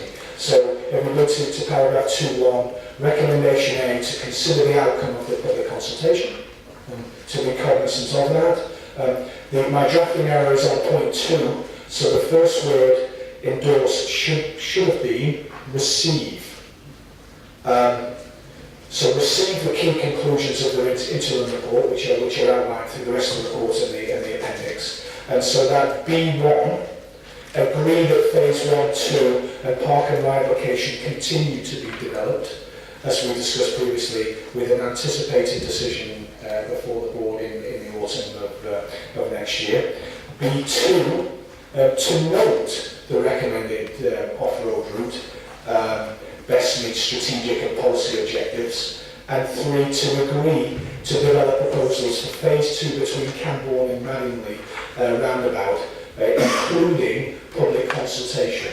And as I said, we would want to, if that was agreed, do the public consultation early in the new year, Chair and board members, and that would include further work on the park and ride side. Again, just for completeness to continue, that the outcome of that further work would be put together in a final outline business case that would be presented before the board towards the end of next year. That you request officers develop detailed technology and design solutions and draw landscaping and ecological design proposals that would both mitigate and enhance, where possible, any of the route options that come forward. E, to agree that the cycle and pedestrian infrastructure improvements identified along Madingley Road within Cambridge itself are taken forward as a separate scheme. And I'll touch on that in terms of my wider introduction. And then three recommendations, Chair and Board, that link very much to the linkage with the CAM and the metro development. So agree that following the review by the Combined Authority, proposals for Cambourne and Cambridge High Quality Public Transport Corridor align with the rapid transit network proposals that are emerging from the Combined Authority. Agree that the CAM Programme Board continues to ensure that the interface works effectively at the eastern end, and they agree the ambition for a preferred mode is an autonomous electric rubber-tired metro, but that any interim mode will be an electric vehicle to ensure air quality benefits are received. I think it's important to sort of lay the context. In terms of the substantive report, board members will be aware of the context and strategic case of the scheme. This has been around for some period of time. And I think importantly in terms of figure 1 and the surrounding information, that it's considered within the context of the infrastructure plan and wider development proposals in the Greater Cambridge area. So this plays part of delivering on the transport and economic challenges that we have. There is a section on the Combined Authority from 416 that just outlines where the Combined Authority is in terms of its metro proposals and development of that. And I think I mentioned earlier on, we expect further report early in 2019. But it also then it talks about the undertakings that were dealt with in terms of aligning the Cambourne Cambridge scheme with the metro scheme, and that then is outlined further in terms of the HRARA appendix that's appended to the report in terms of consider that it was aligned and the process hitherto has been robust. The report then moves on to the business case and starts with public consultation. Public consultation, as I said, took place towards the end of last year. And is available on the website. The public, and that has a number of respondents in the question answers that clearly said the public view was that they preferred one of the on-road routes was the most popular, but there was support for the other options as well. And I think we tried to make that clear in terms of the information that is put before you. We then go through where we are with the current economic and business case assessment, and this work will continue to develop to develop the case over the coming months and years, that outlines the various benefits and disbenefits of the various options. And we should be clear that all of the options have certainly with regards to the environment, all of the options have some disbenefits that will need to be mitigated or dealt with as appropriately as possible. Finally, Chair, we then go on to a specific route alignment or options around the previously consulted pink and blue routes. But I think we make clear that there is more work to do on that, particularly in terms of discussions that are ongoing with the combined authority. And we will work closely with them as the proposals emerge. Finally, just to mention on Madingley Road in particular, so what came out of the public consultation was a desire to say, actually, there are some very short-term walking and cycling improvements that could be delivered on Madingley Road, regardless of any consideration of the wider scheme. And what we'd like to do, reflecting that public consultation, is to take that forward as a separate scheme. So we'll work with cycling colleagues and the County Council to bring forward proposals under a separate heading. I think I'll leave it there, Chair. We're going to take any questions. So that's a separate thread on 39 and 40 in terms of Madingley Road specifically. Yeah, that's right. Okay. And what I propose to do is just see whether there's any questions from board members first before we get on to sort of making wider points. So I'll just start. I mean, there's been several references in public debate and also in questions about the destinations of buses, and I'm just, my question is, what is the potential role of the West Cambridge campus, given that that the expectation is that not all buses will want or need to go into the city, and that we're going to need to link up with both the biomedical campus but also with North and Northwest Cambridge. So what's the, obviously it's not in detail here, but it's certainly an issue in terms of what's the usage of either the on or off-road proposal for bus route use, and also the onward numbers of buses. So that very much sits with the city access paper that you will receive certainly later on this agenda, in terms of how we develop a series of interchange facilities that provide for the maximum possible public transport offer to the residents and commuters in Greater Cambridge. And what we're looking at through that paper, Chair, is significantly enhancing the public transport network and reflecting the changing environment that exists in Cambridge and Greater Cambridge, whereby certainly from a commuter perspective, the considerable growth has been taking place in locations outwith of the city centre. So if you look at the West Cambridge site that is partly rolled out and will continue to grow and expand in the coming years, the Cambridge Science Park, Cambridge Biomedical Campus, they're not city centre based, and the public transport offer has not changed in recent years to reflect that, and needs to change to reflect that. And so whilst the Cambourne to Cambridge is an infrastructure scheme, it will play its role along with other infrastructure schemes in facilitating that change public transport network development that we anticipate in the city access paper, Chair. Thank you. Any other points before I ask people just to come in? Mr. Littlewood, appreciate the fact that you've highlighted in the report about the number of homes which are essentially on this route from Cambourne. I wonder if you could just expand a bit further out of Cambourne towards St Neots and Bedfordshire and Central Beds, because they have considerable aspirations also for employment and housing. I wonder if it's appropriate at this moment to actually broaden that alignment route out further, please. Well, I mean, I think that's extremely pertinent. It's a little bit beyond our geography as such, but that is one of the reasons why we're working very closely with the combined authority. And in terms of the development of the CAM network, they see the Cambourne to Cambridge section as going out to St Neots and beyond to cater for the considerable growth that is already planned, as well as the discussions on the Lilian homes and the Oxford and Keynes Cambridge corridor that the government is looking at in terms of a sort of a wider strategic development of that corridor area. Okay. Any comments and discussion, please? Do you want to add anything? No. Anybody? Councillor Van der Leyen. You got working? So as I haven't spoken on this subject before, I hope you'll forgive me starting off with a few preliminary comments. So, I mean, obviously the context for this project is the enormous growth that Cambridge has experienced and potentially could continue to experience, as we've seen in some detail with the Spear report.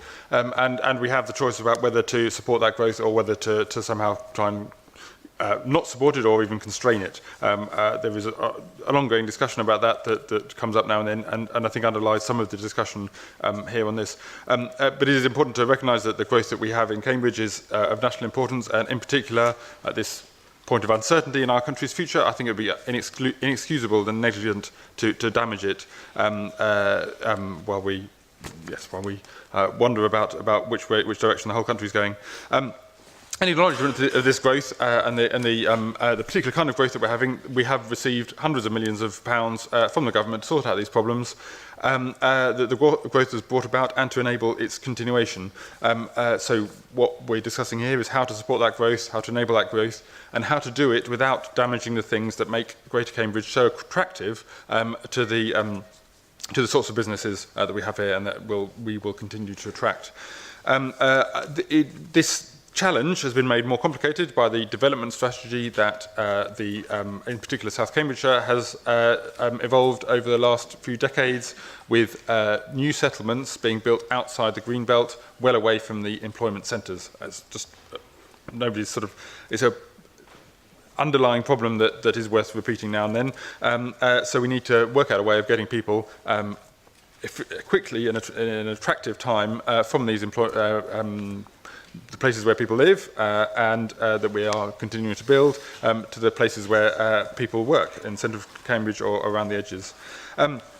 So we've now had the Greater Cambridge Partnership City deal for well over 3.5 years, and again, I'm not going to repeat it too much, but this is the first time I've really spoken about this. We have to acknowledge that it is not achieved as much as we'd hoped, as fast as we'd hoped, or with the consensus in the consensual way that it really should have done. So I'm not bringing this up as criticism of anyone in particular, but it is we need to recognise that there is this history that it's not necessarily possible to completely overcome. However well we do things from now on, we're still talking about this project 3.5 years, and we have the prospect of deciding on this project over 4.5 years after we started. We've not managed to bring people along, engage people enough so that they feel it's an open and honest, genuine dialogue that means that people can shape what we do. And give people confidence in the process.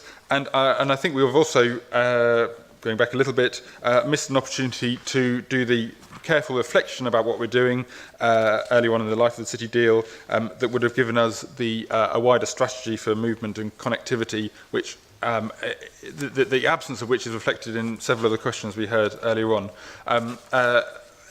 Nevertheless, we do need to keep the focus on speed of delivery, the quality of that engagement, and developing a coherent strategy. And I think whatever has happened in the past, we do need to do whatever we can to maintain those three pillars of what we're doing. Partly another thing that we haven't said an awful lot about, partly as a consequence of not getting as far as we needed to with the strategy, we have now rather been sat on by a new mayor who is not doing things in the way they should be done. He's not bringing people together around a common aim, and in large part attempting to impose his views. So that's some preliminary comments I think that are worth making. And these problems have in particular blighted the work on this corridor.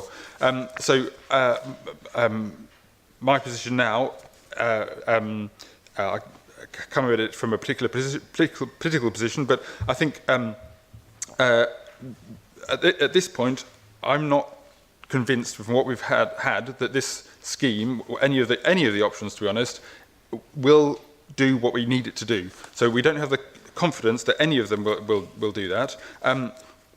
So the questions that have been raised, that have continued to be raised, haven't been fully dealt with and need to be dealt with by the time we get to a position of, at the moment of deciding what to do. I'm not coming at this with knowing what the answer is, but I do feel that we are, we don't yet know we don't have enough information, enough evidence to make a decision yet. And I hope that over the next few months, until up to that point of decision, we will be able to achieve that. So I'm going to make a few more comments, if I may, more detailed comments that are, in a sense, conditions for supporting this now, and the continuation of the work, because it's not really coming back to the word that Helen Bradbury used. I don't think we're at this point endorsing, being asked to endorse a particular scheme, but we do need to enable the continuation of the work. So one of the most serious issues that's been raised is a breakdown of a trust between this institution, the Greater Cambridge Partnership, and the public, and I think that's an accusation we need to take very seriously. A wider point, in a democratic society, it's essential that people have trust in public institutions to act fairly and honestly, and we need to continually make efforts to build that up again, and that needs a commitment on our part to respond fully and openly to the scrutiny that we receive. It's not going to happen straight away, but and I think it will need some effort to achieve that, especially in the light of this historic baggage, if you like. It does need some confidence that we are getting independent expert opinion, and also that we are engaging the range of local opinion about these things, and in that way we can, I think, hope to get a robust outcome that enables us to do the right thing. And so it's very welcome that the discussion of the continuing engagement with the LLF, that commitment has been made, and I think there is over the next few weeks and months we can explore how to do that in the best way possible.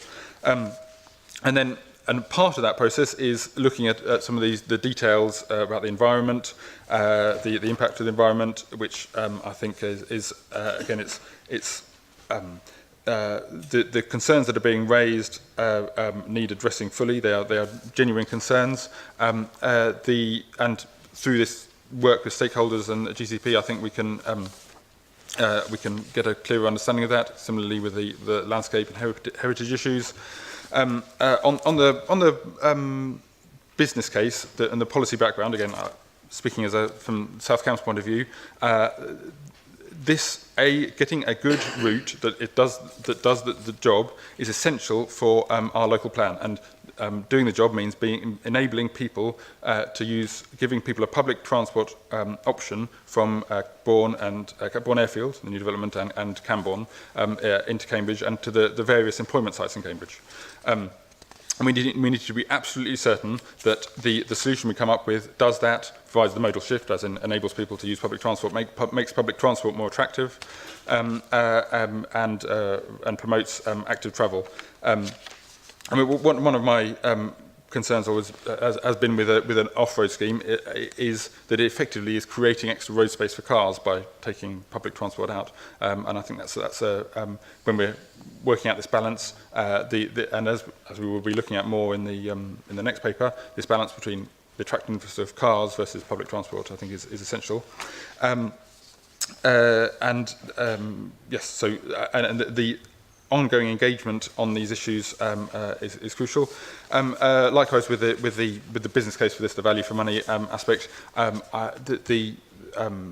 we need to be absolutely confident that whatever we're doing does bring the benefits for the investment.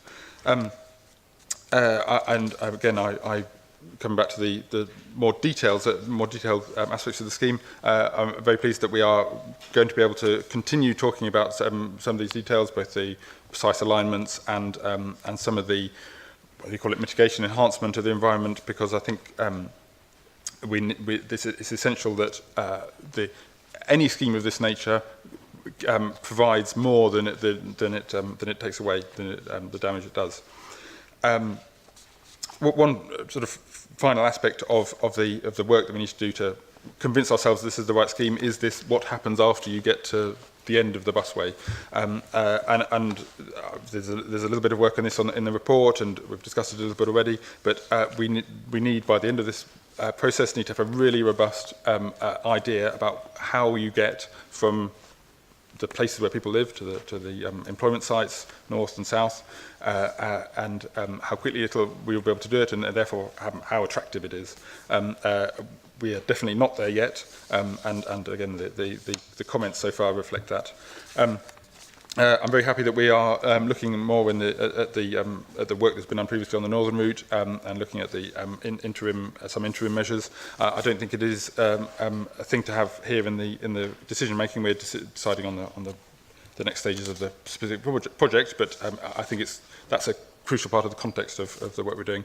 Yes, I look forward very much to seeing what comes back from CAM, the work on CAM in the next month, and seeing how realistic that is, how that fits in with the work we're doing. Because again, it's the wider context, which again, part of which we're going to be looking in the next item, is essential for assessing this item. So I'm happy to accept the recommendations, but knowing that we've got an awful lot more work to do. Thank you.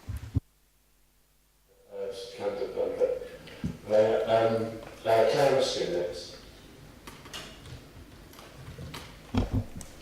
I'm less eloquent than a politician, Aidan, but I just wanted to say I feel very passionately that we must remember and appreciate how lucky we are to have jobs growing as much as they are here at the moment. It's easy to say let's stop the growth or let's do something that doesn't take any action, but if we don't have people able to have jobs and the opportunity to step up into those roles, we really will damage a lot of people.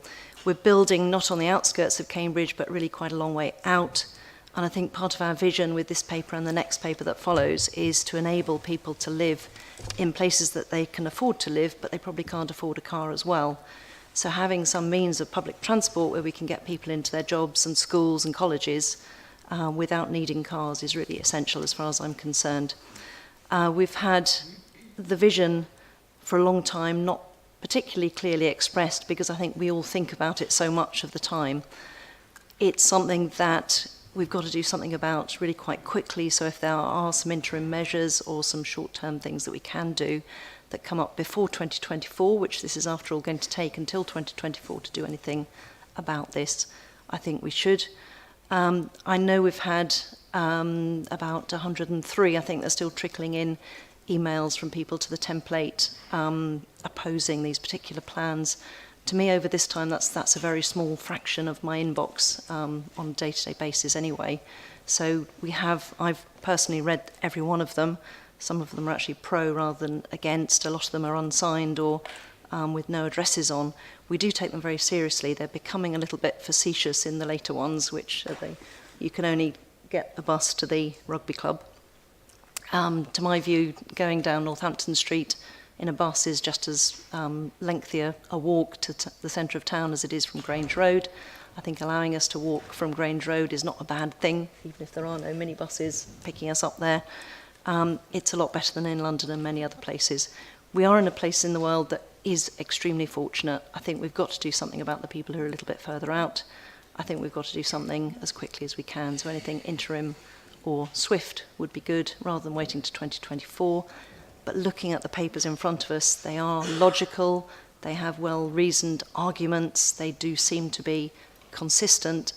I think there is a lot more detail that we could go into, but I do tend to trust the people that are advising us. So whilst I question them and look into them in as much depth as I can, I do support the recommendations. Thank you. Mr. Chairman, just I won't repeat anything previous members, but just perhaps a couple of points. I have walked the whole area, so I've been up by the school, I've been to the village, I've walked the village, so I know where the route was being suggested, so I have walked all of that. I have also walked around the Maddenley mulch area as well. I know Cambourne very well. I drive down that A428 fairly frequently. Don't go to Morrison's as often as we used to, maybe because they've opened Morrison's in St Ives, but know that route very well. So when you're looking about, I'll actually say I have been on public transport twice this week. I parked my car in the St Ives Park and Ride. I got on the only seat left at 9:45. On the B bus, it was full at the top. It was actually only the one seat. Luckily enough, it was my seat because I sat down. Coming back at 4:45, yes, 4:45, the bus was also full going back. So the idea of why is it actually successful? The reason I think has been answered. It's frequent, it's reliable, people know it is coming. I understand the cost element, by the way, and one of the beauties actually, why do I park in the park and ride site? I've spoken to some people there, it's free parking. So there are some other opportunities. I appreciate the fact that a lot of those people will also be concessionary bus pass holders, but they do come into Cambridge and bring business into Cambridge. The second day I used it, it was actually not that busy going in. It was full going out. A lot of people from the students on the regional college got on it. It was standing all the way to St Ives. Okay, so if you want an example of what it can look like and how it might work, those are some of the examples that we've actually got in this area already. It is a growth area. It will continue to grow with the jobs that we have got and the housing that comes with that. So yes, I've looked at the recommendations. We're not at the stage of putting a shovel in the ground. That's all yet to come. There are some unanswered questions which I think we need as a board to address. But my general direction of travel at the moment is to support the recommendations as laid out on the paper. Phil Arnolding. Thank you. You answered asked my question on bus destinations. I'm just going to make one point and then a request. Key components is the paper we're going to look at on city access. And I think what we're looking at in this paper is very much around the supply side of how we increase access and capacity. I think what we also need to do is present the much bigger picture about how we also consider the demand side, restricting, I think, in the future, access to the city at certain times. And I'm afraid that's going to mean that we're going to need to restart the conversation around some form of intelligent charging and the way in which we're going to use the revenue for that, which is a holistic approach to the problems that Cambridge faces and will face in the future. I think other places in the country are considering that option at the moment. Bath is having a discussion around congestion charging. I really think the time is coming when we need to restart that discussion as well as part of holistic transport solutions to the city. The request is that I think we need to bring to the fore a bit more the inspector's report, which Aidan mentioned as well, and the link between the transport improvements and the growth through the requirements of the local plan inspector's report as well as part of the developing the case going forward. I too support the proposal. Thank you. If I can add my comments, there's clearly a large amount of evidence both in the report and we've considered comments that have come in, both particularly from the LLF and also from the Assembly. I thought the Assembly had a very thorough debate on this, and I agreed with quite a lot of a number of speakers there. We have an imperative because we've got significant housing growth. We committed as part of the local plans that we would provide a high quality public transport route, and there will be further, as has been referenced, need for meeting the east-west growth and further overlapping decisions. So we are at a point on a long journey. It isn't the final decision, but we will, before we take a final decision, know is Highways England going to fund the going interchange? What is the funding strategy that we've asked for from the Mayor? Because the fundability of Metro is at the centre of it proceeding or not. I think it was a point made at the Assembly, including by Councillor Bick, that this see whether or not there's a CAN metro, and I believe that the proposed option does do that.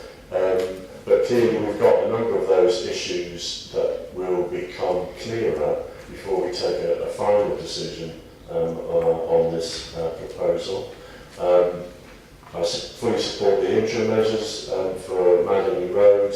I do think that this scheme has wider benefits. I think that if we're looking at East-West Rail and there's a discussion with other councils and others about that, there is a significant argument that that alignment is close to the A428, albeit that that is dependent on answering issues like what's the route near Cambridge, and that's a big challenge. There will be further consultations. I specifically have a point on the northern alignment in that we did, and I have, along with Councillor Bates, we have looked at this in considerable detail. I do reference the reports that went to the Greater Cambridge Partnership in October 2016. Yes, I don't underestimate the environmental issues, the need to consider that, continue to look at that as well as the wider cost-benefit analysis compared to the on-road optimised. But the northern alignment had significant additional environmental detriment, and on those reasons, as well as other aspects, wasn't considered to be deliverable. So there are the needs to link up the new homes as well as the existing communities, as Councillor Clayton has said. It isn't possible to get a reliable journey at peak times along the current road route. This is one of 6 radials that the Greater Cambridge Partnership is advancing, and as Phil Almendinger has said, it's closely linked to tackling congestion in a more holistic way in the city.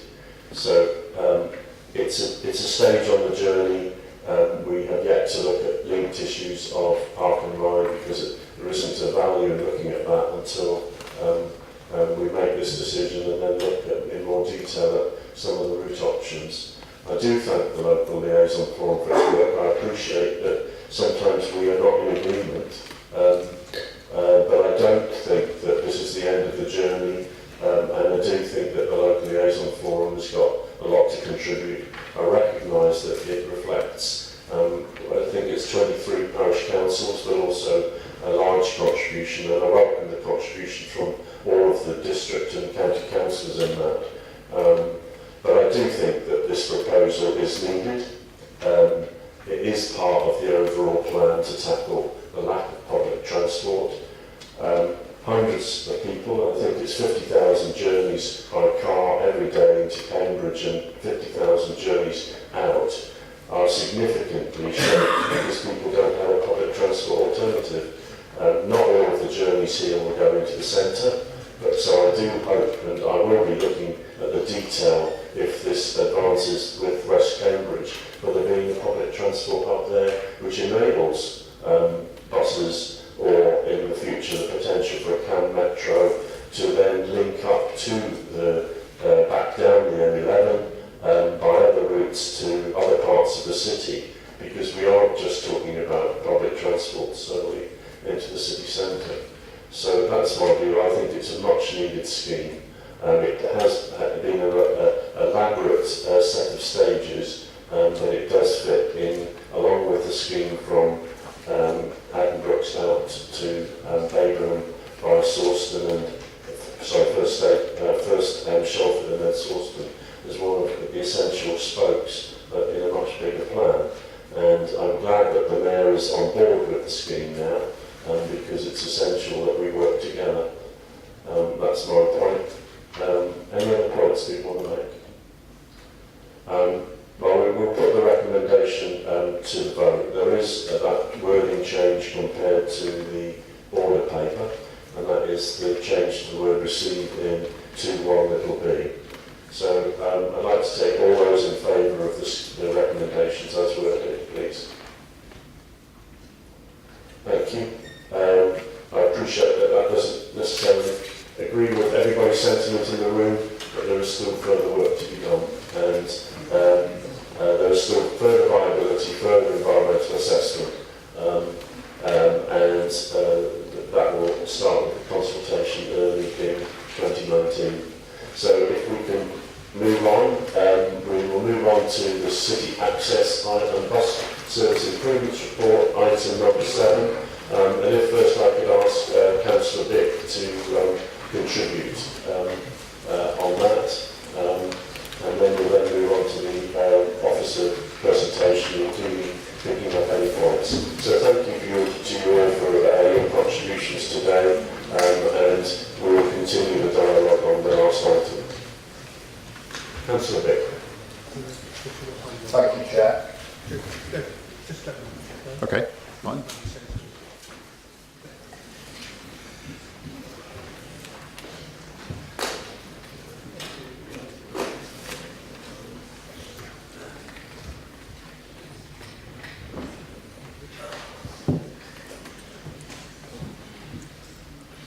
Councillor Dick, you want to commence?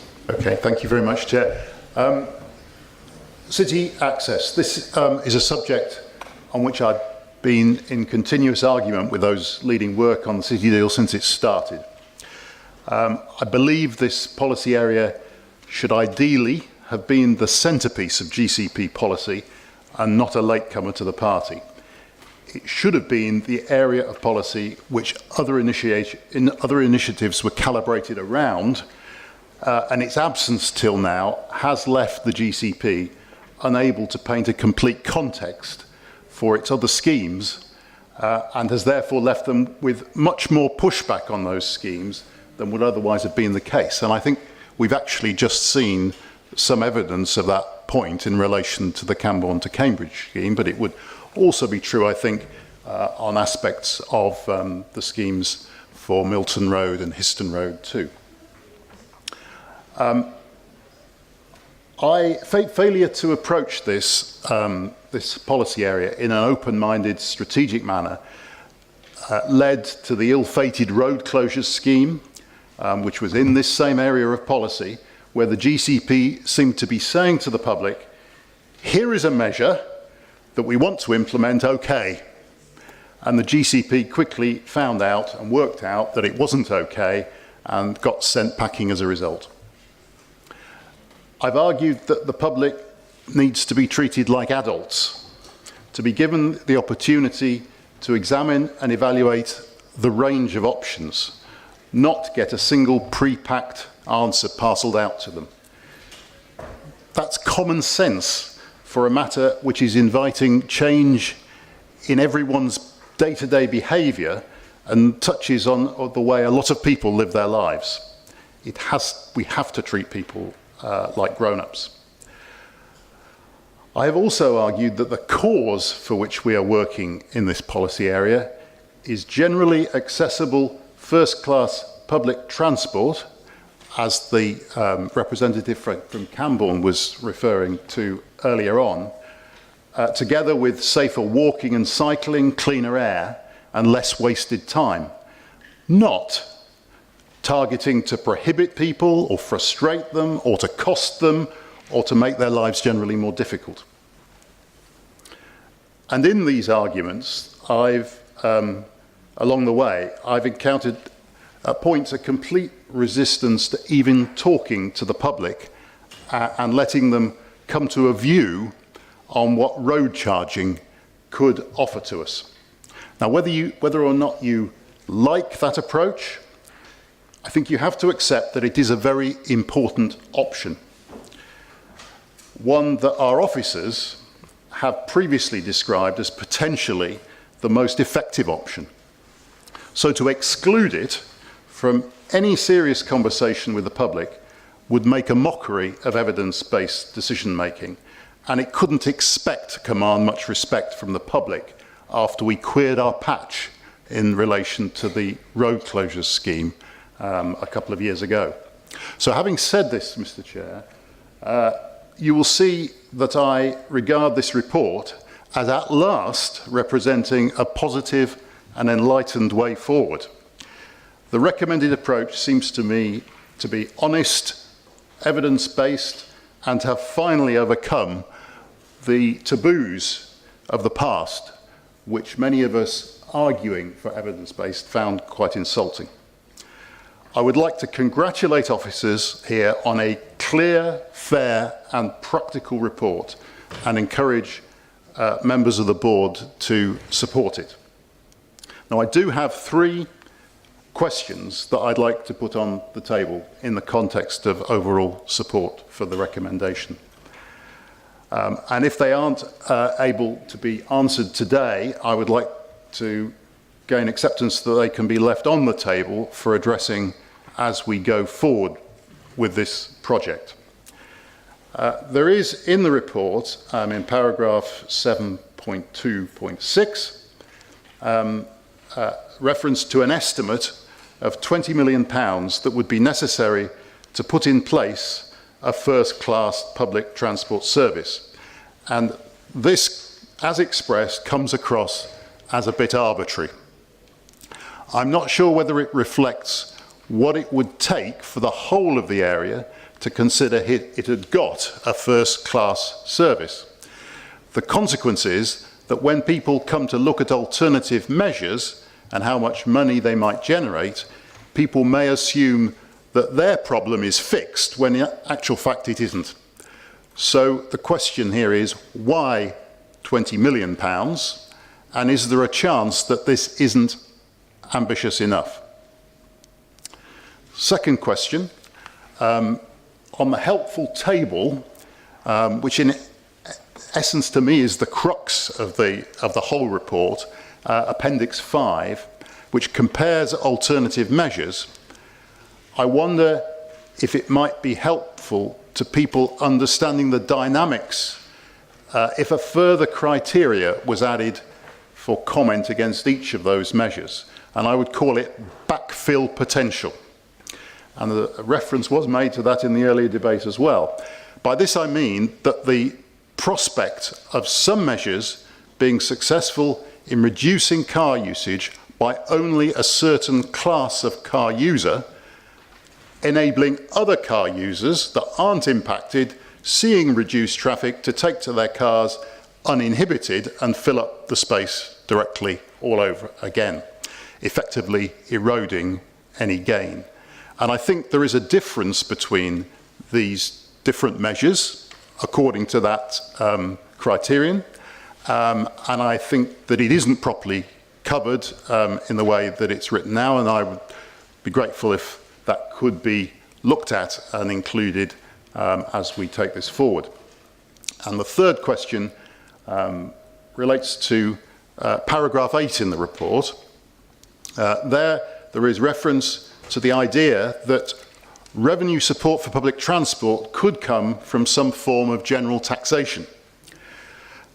Now, setting aside the degree to which this would be fair, maybe for people who didn't use the roads at all, or would meet our objectives, my question is it wise to include this unless we are aware of any possible way of delivering on it?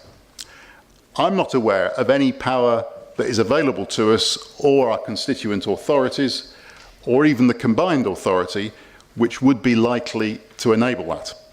And please tell me if I'm wrong about this, but if I'm right, wouldn't it be highly distractive to our purpose to ask a question of the public which could lead nowhere and actually obscure what the real choices are that we do have and could implement?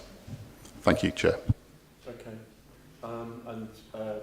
Councillor Pick, if you obviously just share your text in writing, then we can answer questions and also put them up on the website in terms of an answer. So I don't know if you want to pick anything on that now, Mr. Blake, or do you want to take it as part of the introduction? But so we've got questions on why 20 million, questions on Appendix 5, which is at the core of the sort of analysis, and the impact of partial measures that might change things but not actually change the quantum, and the other options which may not be referred to as demand management but other ways of raising funding. Mr. Blake, if you could introduce the report and then perhaps I'll see if Councillor Wetherspoon wants to add anything. Thank you, Chair. I mean, so just to answer the particular questions that were raised initially, the 20 million estimate, what the evidence is telling us is we broadly need to double, with a few economies of scale, broadly double the existing offer. There'll be a whole series of considerations as to what that ends up looking like. But if you broadly double, that's where the 20 million estimate comes from. I think it's a reasonable challenge about the scale of ambition. And I think one of the particular questions that we might need to consider going forward is just how far out you go. And I look to Lilian on this, because if I live just over the border, or I live in Huntingdonshire, or I live out in Royston or anything else, then I still want to travel and access Cambridge for all the jobs and facilities, and therefore what are you doing for me? So I think you're right, there was a scalability issue on that. The issue around locking in the benefits is critical. And it's something that if we were taking this forward, we would be wanting to demonstrate to decision makers just how that happens. A lot of this is linked with phasing. A lot of this is linking with reassigning the road space to other modes. Pardon me. So, for example, reassigning it to public realm or cycling or anything else, and doing that in a phased manner. Because you're right, there is an element of backfill that naturally takes place. London's got quite a lot of experience in this in terms of this development. And then finally, in terms of other levies, there are emerging mayoral and combined authority powers that will allow on business levies to take forward. But I think it was raised as a consideration for it. If dealing with the revenue consequences was solely what we were after, then there may well be other options to that, rather than dealing with revenue and road space at the same time. And maybe the partners, and I'm sure the board may well wish to comment on that. So just taking that forward in terms of the paper itself. Briefly, board members will recall there were two papers last time we considered this. One was how we develop a world-class public transport system, and one was how we manage our road space, how we manage demand, and in part how we raise revenue that might contribute to developing of that world-class system. And what this paper does is now it brings them together very neatly. So hopefully the story that these are two arms of the same integrated solution actually begins to sort of paint that picture. I think that was the challenge was made about how we can take forward the agenda, or what options we've got to take forward the agenda in a Greater Cambridge context. So the paper outlines our transport vision. It outlines the challenges that we face, which I know that the board members are well versed in. And I think from Paris 7 onwards, it emphasises effectively there are 3 steps. So step 1, in part we touched upon with the Cambourne Cambridge project, is can we build stuff? Can we create capacity or infrastructure that will just enable the system to be more fluid, more flexible, more responsive to what it needs now? And that, the evidence is telling us that gets us some way to the challenge that we've got. And it does link in part to the conversation around Cambourne Cambridge. Well, how does the delivering stuff, the building stuff, then translate into services? So what really is that service frequency that is serving the West Cambridge side and going onwards in all directions? So really we've begun to paint that picture in what that public service offer needs to look like. This paper in Appendix 3 outlines quite a lot of detail on the main employment sites. I am acutely aware that the Joint Assembly, I took a personal challenge to deal with the village's issues, and I am a man on the mission regarding Cottenham in terms of the public transport offer there, so that work is ongoing in bringing that to life, because that is incredibly important for people to understand how they would benefit from this. So please accept that work is ongoing. And then the final step is how we manage our road space. And what issues does that arise? I think Appendix 5 just tried to pull that together in terms of the start choices that we've got. And I think the recommendations are as outlined. Thank you, Mr. Blake. So I'll move effectively the the recommendation, so it's up for debate. And Tim, do you want to add anything? Yes. In fact, Mr. Blake just prompted me to say a couple of things actually, because obviously I'm a resident of Cottenham, but I was not the member at the Joint Assembly meeting who made a big issue of the Cottenham public transport challenge. It was another member, but that's fair enough. I fully agree with the points that she was making. On the £20 million a year public transport subsidy, I'm partly responsible for that figure because I voiced that figure at a previous Joint Assembly meeting, and I based my estimate on a pro rata comparison between Greater Cambridge and Greater London and the amount of subsidy which Transport for London gives to its public transport. So I accept I'm partly responsible for this slightly vague figure, but the more detail we can give that figure, the better. And the points that I did want to raise was that my report was so long ago now that I'd just like to refresh your memories of some of the items which I said. But I'm particularly going to refer to paragraphs 3.3 and 3.4 of my report, because all members were of the view that this is actually an urgent challenge, and we would very much like the board to address this as a matter of priority. I thought Councillor Bajent made a very good point, and he said that there was a tendency for everyone to think that this was someone else's problem, but in fact it's a problem that we all share and that we all need to address it.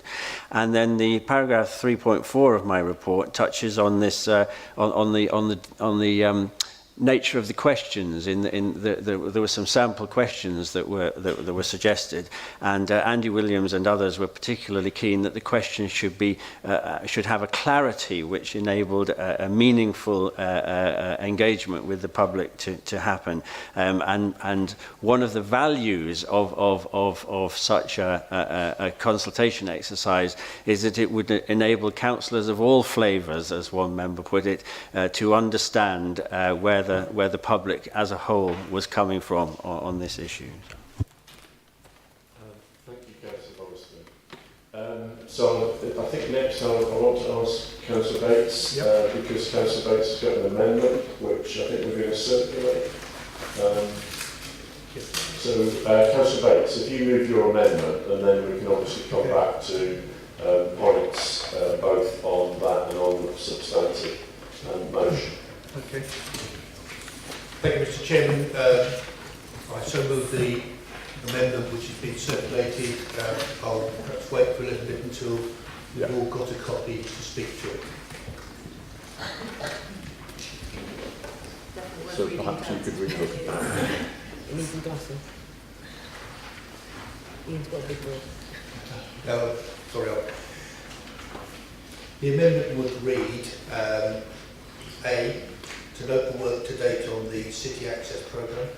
B, to agree to undertake a second big conversation and to obtain public feedback on options. Contained within this report, with the exception of the demand management procedures, and C, request that officers undertake no further work on demand management as an option, and D, is continue to work on developing the final package of city access proposals and public transport improvements, incorporating public feedback, and report back to the Executive Board in 2019. Perhaps if I can just speak and explain why I've got this amendment. Let's start with much has been discussed on city access, and there has been considerable improvements and discussion about city access, but you're not going to do everything all at once, and it therefore needs to be phased. It needs to be programmed. And I'm going to start with everybody that comes into Cambridge over school holidays knows what happens. The congestion is considerably reduced. Therefore, work needs to continue and be part of that sequence of events in dealing with not just the schools but the businesses about their planning of their journeys and travel planning. 2, within the proposals coming forward is to undertake work in respect of upgrading traffic lights and signals throughout Cambridge, which would completely enhance the flow of traffic. That work needs to continue. I think it's only in its infancies. We need to develop park and ride sites. We know of a few of them. We need to develop more. We know that the Trumpington line is full by about 10 o'clock, and we were going to extend that. But we need to extend the park and ride to give people choice when they do come in from Cambourne and Haverhill and Royston and Saffron Walden, those opportunities. We've started the programme of residence parking. Now there are 26 areas in there, only 4 have been installed. We've got 17 more to go. That needs to progress, and that must be part of the sequencing. Off-road parking against on-road parking, about parking charges, whether you park on the road, and also whether you park in public car parks, needs to be considered. We've got other options in respect of Cambridge South Station, and that needs to be progressed to give people the option, particularly coming from south, from London, that they will be able to get off at the Addenbrooke Biomedical Centre. All these are options for public transport. Road closures, we just thought about closing that road or this road, and therefore increase the flow of traffic through to the centre. The issue which has also actually come to my attention is about low-paid workers who cannot afford necessarily to pay the charge if you were to introduce the charging which may come forward in respect of demand management. I would like to just turn to the issue of air quality. Much has been talked about air quality. Now 49% of the air quality is produced by buses and coaches. 4% is done by taxis. The rest is what I call down to drivers. Okay. The idea, for instance, that you could introduce a pollution charge when actually what we need to be doing is tackling the stagecoach companies about what they might do about it, I think has to be part of the sequencing. So my conclusion is we have got a lot of work to do before we go down the route of demand management in whatever form it takes, before we introduce workplace parking, which will affect businesses.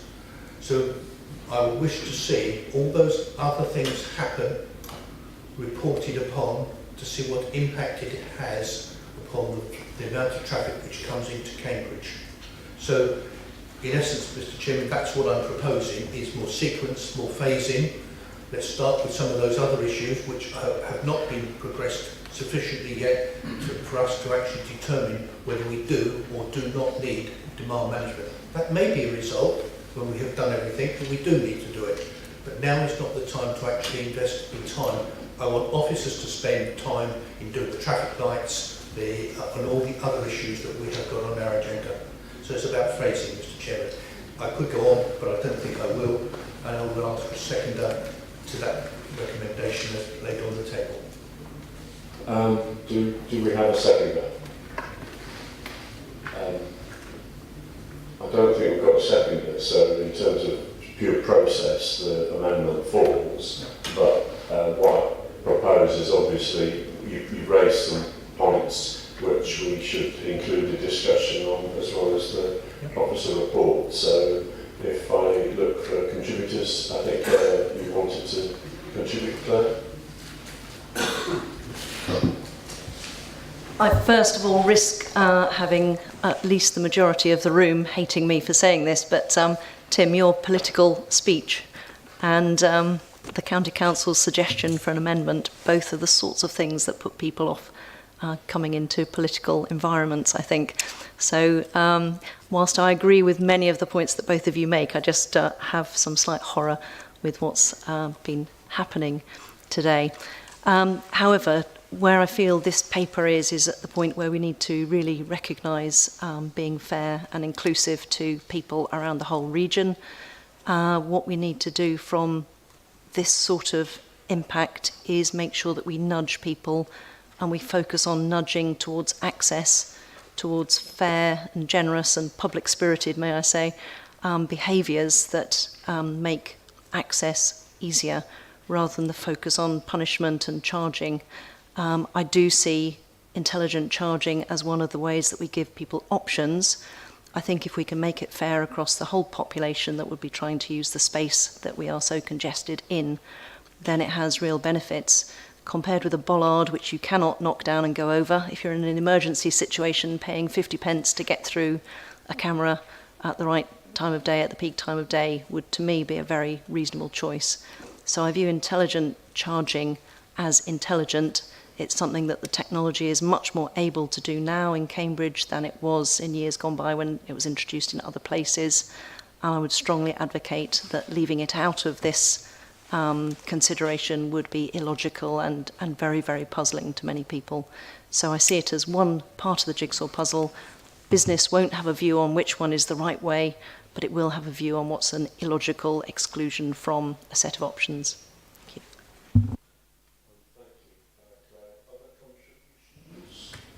Mr. Allan, Professor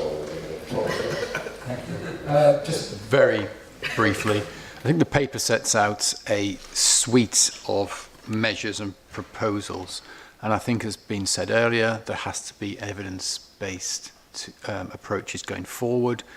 We heard another comment about democratic deficit earlier. I think to exclude intelligent charging would be part of that. It has to be on the table. Even if we agree not to go forward with it, there's no logic in excluding it from a discussion about one of the options that is appropriate as part of a range of measures. So I would support it.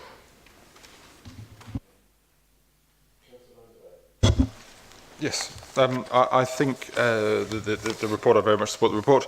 I think we need to aim for a coherent strategy on this very large subject and crucial subject that has as much public support as possible.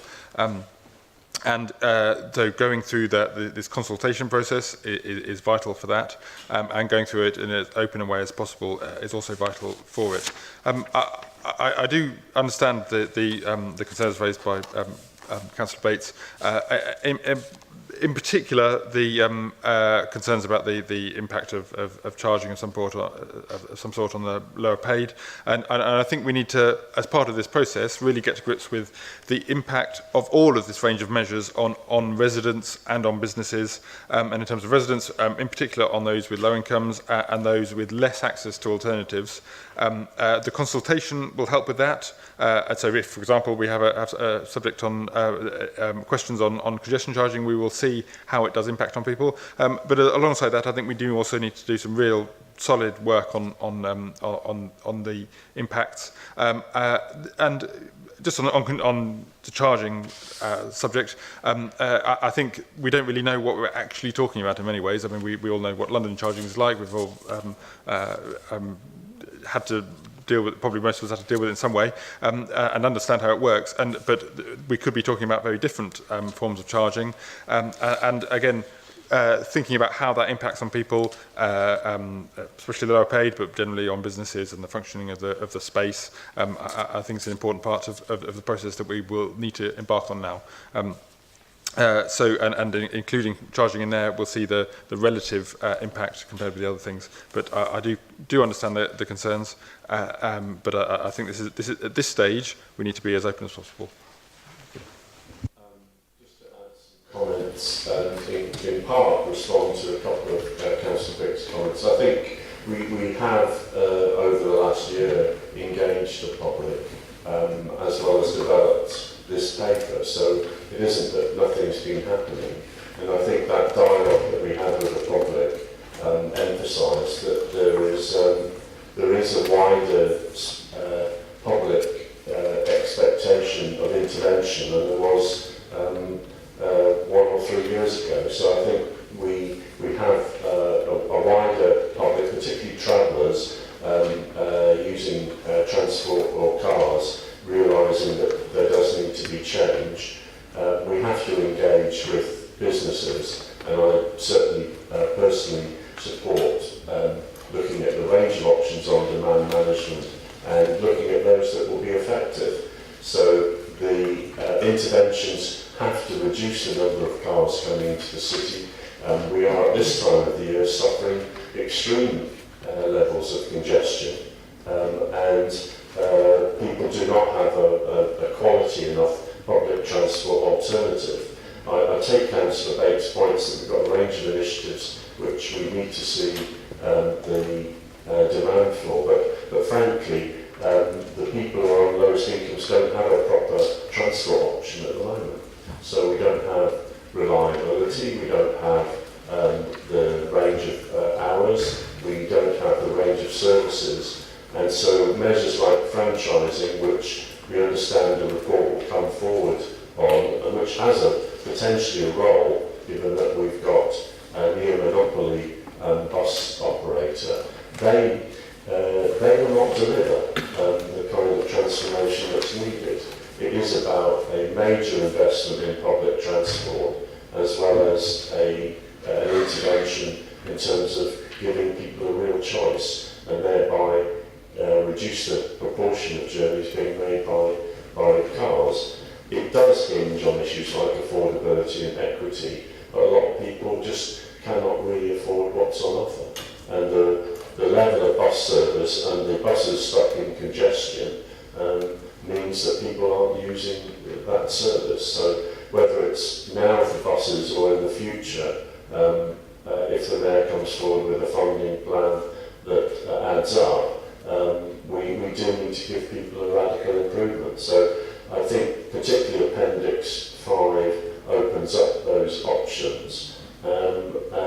I personally think that we shouldn't just be looking at one or the other. I think we may end up with a combination. We don't have clean air in this city, and we do need to tackle that. It does mean that if we are funding improved buses and public transport, then we have to be looking to assist some of that money going into electric buses and electric vehicles. But I do take a wider point, which is that we've got pollution from private hire cars, from delivery vehicles, and from certain types of diesels that are in use, which are clogging up the air and hurting people's health.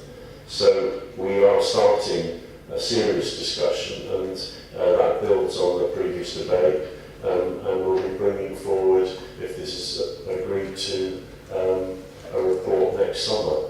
And I expect that to be fairly clear on what the options are going forward. I do reiterate the point of involving businesses, the university and others, because I don't see this as solely dialogue with people making the journeys. And I do see opportunities, particularly when we look at sites like the Science Park, the Biomedical Campus, West Cambridge, and the employment in the east of the city, where this isn't going to change if we don't also involve those major employment hubs coming up with improvements themselves. Public transport isn't just about getting into the city, it has to help there. So I support this move. We've obviously looked at other alternatives, and as has been expressed by Councillor Bates, we haven't been in unanimity either here or on the Assembly, but I think we have to grasp the nettle. There has to be extra funding, and there has to be intervention to reduce cars, particularly at peak times. Thank you, Mr. Chairman. I really particularly want to pick up on the big conversation, actually, because a lot of people who come in from Haverhill provide quite a lot of the workforce for the biomedical centre. They, of course, are not in Cambridgeshire, they're Suffolk. We need to expand out the consultation in respect of the conversation about charging. The questions need to be simple and understandable, but we need to broaden it much further out. I live just over the border from South Cambs. I suspect I could quite easily walk to South Cambs. I worked in Cambridge all my life, so I know exactly the constraints that people have in respect to public transport. So my big question actually is to ensure that we widen the consultation to a much bigger audience, because it is the people that come in from Royston, Haverhill, Huntingdon, March, Chatteris, that actually is the lifeblood of Cambridge itself. I think nobody is disagreeing with that more extended approach. I will support the recommendations reluctantly, particularly C. I think actually the interest in the challenge for Mr Blake and for their Chief Executive is the word there, which is to develop a final package. Now I look forward to seeing the final package, because I'm not sure you'll be able to quite fulfil that particular recommendation. So the challenge I'm putting down is show me what the final package is. In respect of the 20 million, I think it's put as much money as you like in to extend the bus service beyond 6:20.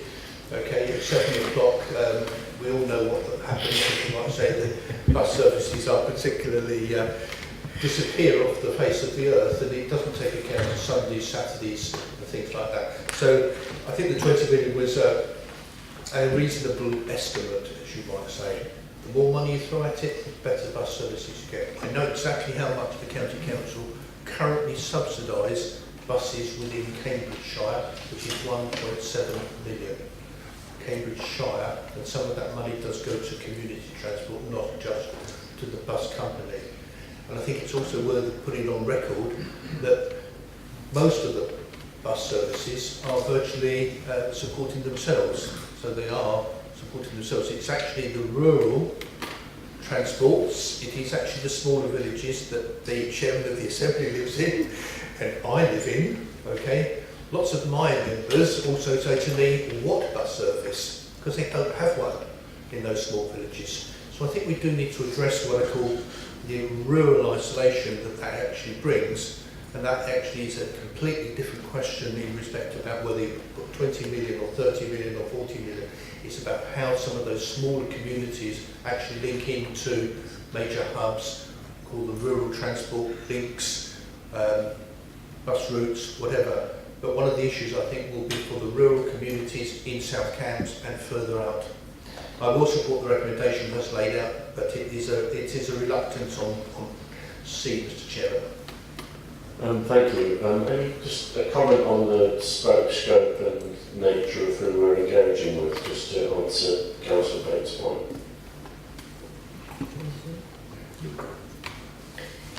Yes, Chair. Previously silent.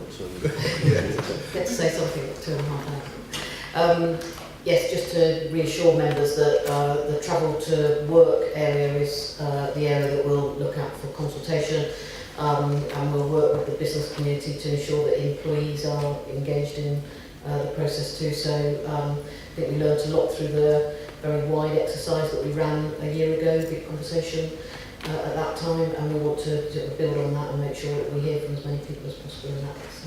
Thank you. Thank you. So, in the absence of any further contributions, we've got recommendations on page 113. All those in favour?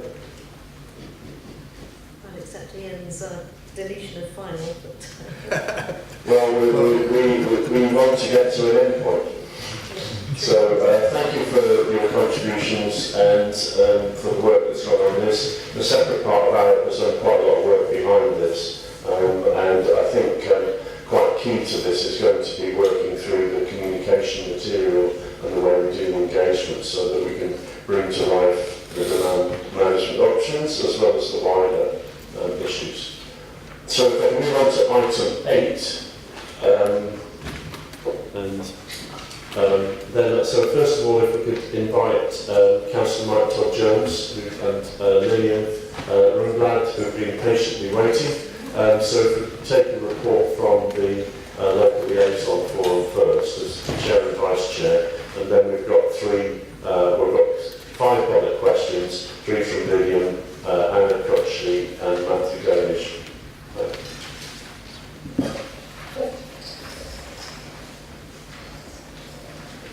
Lilian first then. Good morning. Yes, I'm going to give a report on the last LLF, which we were lucky to get from the Joint Assembly's decision and so forth. So, it was attended by an estimated 75 persons. Some had standing room only. The meeting was called since so many changes had been made to the design since last forum, and project manager Paul van der Balk and team were welcome to show the new scheme. Landscaping. First of all, we'd like to congratulate the efforts made regarding landscaping and the new landscape designer.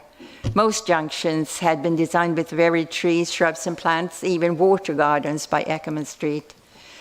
Only one remains to be landscaped, the new Carisbrook Road junction, besides the new signal pedestrian crossing. The very long fence in the northern area, proposed earlier, has been revised, and on proposal from Histon Road Residents Association, the LLF supported the following resolution number 1. The Histon Road LLF requests the Greater Cambridge Partnership Executive Board to direct that, in consulting with residents of Histon Road, between Blackhall Road and Brownlow Road, the officers, including the landscape designer, take into consideration incorporating into the design a 3-meter-high steel mesh fence with climbers, verge with seeded grasses, and semi-mature trees planted in the verge by every other fence panel, as replacement of present hedges between Blackhall Road and Brownlow Road. Further, the negotiations with the County Council ensure that the area will be maintained by highways as well as any drainage construction required between the verge and the private properties. Do I stop there? No?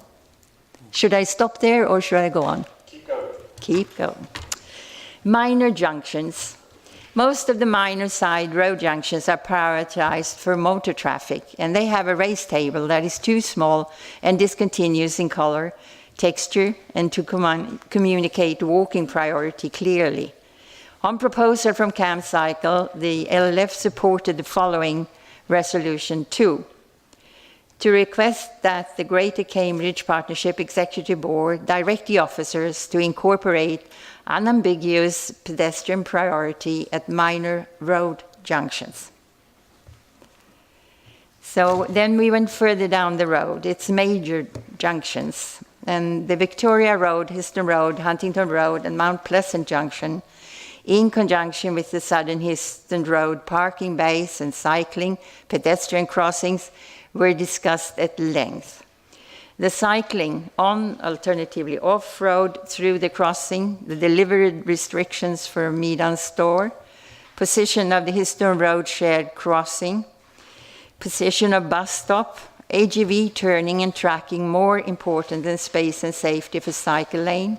Members of the audience commented, remain unconvinced and that the junction will potentially cause problems and the new junction feels unsafe. So the conclusion was that this is a very difficult 5-way junction to satisfactorily serve all the diverse needs in the crossings and will have to be further studied. Then the Gilbert Road, Histon Road, and Warwick Road junction, it was received very well by members and the audience. The innovative new junction met expectations for safety and separate lanes for pedestrians and cyclists. On a question from HRARA, if the second line on Warwick Road to Mayfield School could be extended off-road the whole way, the answer was not within the scope. So we have another question coming later on that. The Carisbrook Road crossing, members of the audience commented that the bus lane is too long and impacts on the crossing, that the road from Darwin Green, which exists nearby, was not on the drawing and suggested a 20 miles per hour speed limit. And there will come a further question on that later. General questions and written questions. The proposed resolutions from a Camcycle to request that the GCP Executive Board direct the officers to apply the Victoria Road Junction, the same design inspiration that has resulted in the Gilbert Road Junction design with segregation of footways and cycleways. It was agreed that the LLF did not want to vote on this proposal at this time. B, there was a vote for a resolution requesting that the project be put back to another meeting cycle to allow progress on the designs. However, the vote was not carried by the LLF. Then there was a question from the public. It was voted that the following question will be put to the GCP Executive Board at the meeting on the 6th of December and was supported by a majority of the members of the audience. On the request of the HRARA, please can the meeting of the Histon Road Local Liaison Forum recommend the GCP project team to prepare a revised road scheme based on a 2-lane carriageway with bypass bus stops and enlarged space for walking and cycling between King's Hedges Road and Carisbrook Road. This question will come up in a few minutes.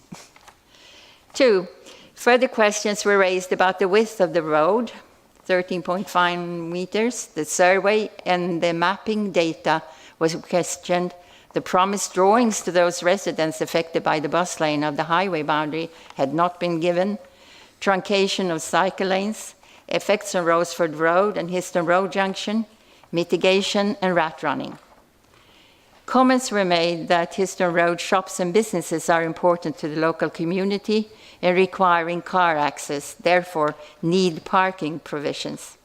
It was suggested that this should be put to the GCP Executive Board individually, and it has been later on in the Benson question to this meeting. There were 2 further letters with questions from members of the public that had been sent in time. However, they were not read out to the meeting due to time constraints. I'm sorry, we had to leave the room and we couldn't finish off as we had wanted to. And that ends my report from the LLF meeting. Thank you, Lilian. Councillor Jones. Take this. Thank you, Lilian. Can I thank Lilian in particular for chairing the Histon Road Local Liaison Forum last week, and I couldn't manage to chair it myself. And also to thank Councillor Scutt, who very ably assisted, I think, with that meeting. And I understand it was quite a difficult meeting, quite difficult to manage. Lilian referred to the time constraints at the end, which meant not all the issues could be considered. But I also want to particularly thank the project officer and also the county council officers who worked very hard to come up with the main reason, perhaps, for having that local liaison forum, which was the design or the redesign for the Gilbert Road White Road junction, which was, as Lilian has mentioned, I understand was very much welcomed, and I'm very glad that went through so successfully, because that was clearly a significant issue, because it varied hugely from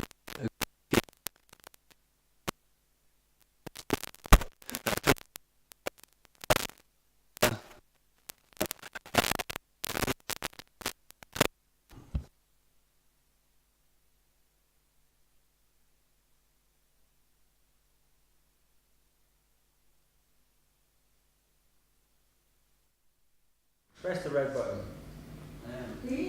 Oh.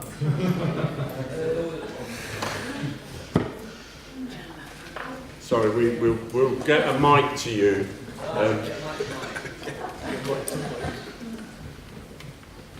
Okay. Anyway, with those sort of thanks over, can I just refer to a little bit of an overview, very quickly. I won't take up too much time, but I don't know if many of you remember this document from 3 years ago. You're a good archiver. It is 3 years ago that the consultation first started on Histon Road, and I'm just going to refer to this and kind of refer to how far we've come on our journey along Histon Road in those 3 years. But going back very quickly, I'm going to go along the scheme. There are still issues with the Histon Road, Victoria Road, Huntington Road, Castle Street and Mount Pleasant Junction. Lynn referred to that inspiration that was brought to the White Road, Gill Road Junction. I don't know whether there's still scope to apply some of that to the junction at Histon Road, Victoria, Hunting Road and so forth. But if there are possibilities in looking again at the way that's been designed, that would be very helpful. But as was mentioned, there's no formal resolution from the Histon Road LLF amending or suggesting any specific points regarding that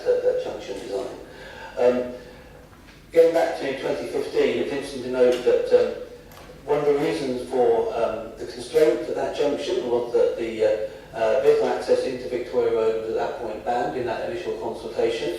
Now, it's about balancing things, and there was a significant response from the public to retain full access to that junction. That also was reflected in a lot of comments regarding the parking provision beside Cranwell Court, also serving Redan and local shops.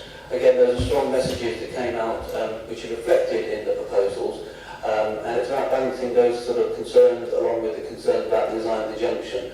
So it's always difficult to meet all these sort of conflicting views that come across during the consultation.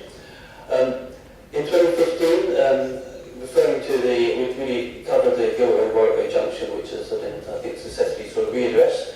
But the inbound bus lane was going to travel southbound all the way to the Gilroy Warwick Junction. That obviously, there's some detail I think still to be had on where exactly that southernmost point terminates. In respect to Carolyn Road, the access by pedestrians and cyclists to Darwin Green and the vehicle access to the new development on the former Smith Laundry site, I still think there might be some work to be done about the precise terminating point, the southbound inbound bus lane.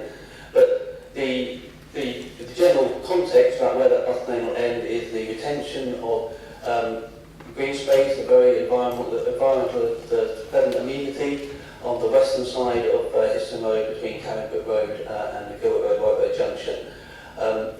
That, I think, is a very significant achievement as part of the consultation. Further, that original consultation back in 2015 proposed multi-purchase of garden land on the eastern side of Histon Road between point opposite Carrisford Road and Roseford Road. That's no longer happening. There are still issues about how precisely all the elements of the scheme fit into that section of the highway. And I do hope that the Greater Cambridge Partnership will commit to that support, to support residents in terms of further greening those front gardens, which will help the environmental improvements along that road, given that a number of hedgerows and trees that are in highways land will have to be removed, so to allow for all the elements of the scheme. As mentioned, the Histon Road Local Form still supports that bus lane. That has not been still formally supported, going back to the resolutions back in March, and that was consulted upon over the summer. And the final point, I've just come back to reference to two resolutions which I certainly support the spirit which I think the Greater Cambridge Partnership Board is signed up to consulting very much with the residents on the western side of Histon Road between Blackwall Road and Brownlow Road regarding the treatment of the highway boundary, so that it's something that satisfies them, satisfies their concerns in terms of privacy, noise attenuation, and the sort of community aspect of that boundary on Histon Road. I do think there's also scope for the other resolution to give hopefully some examination of that in terms of the treatment of the side road junctions and whether there can be some further work, perhaps not delivering the unambiguous pedestrian priority, but certainly looking again at whether there could be better pedestrian priority, perhaps indicated by colouring or various tables, that there might be different ways of looking at those side junctions so that they perhaps better meet the desire of that particular resolution. And overall, I'm just really thankful for all the work that's gone in. I think we've got to a very good place given from where we were 3 years ago, and I just really want to thank everyone for their help and support. Thank you, Councillor Michael Jones, and also Lilian for the work and the follow-up.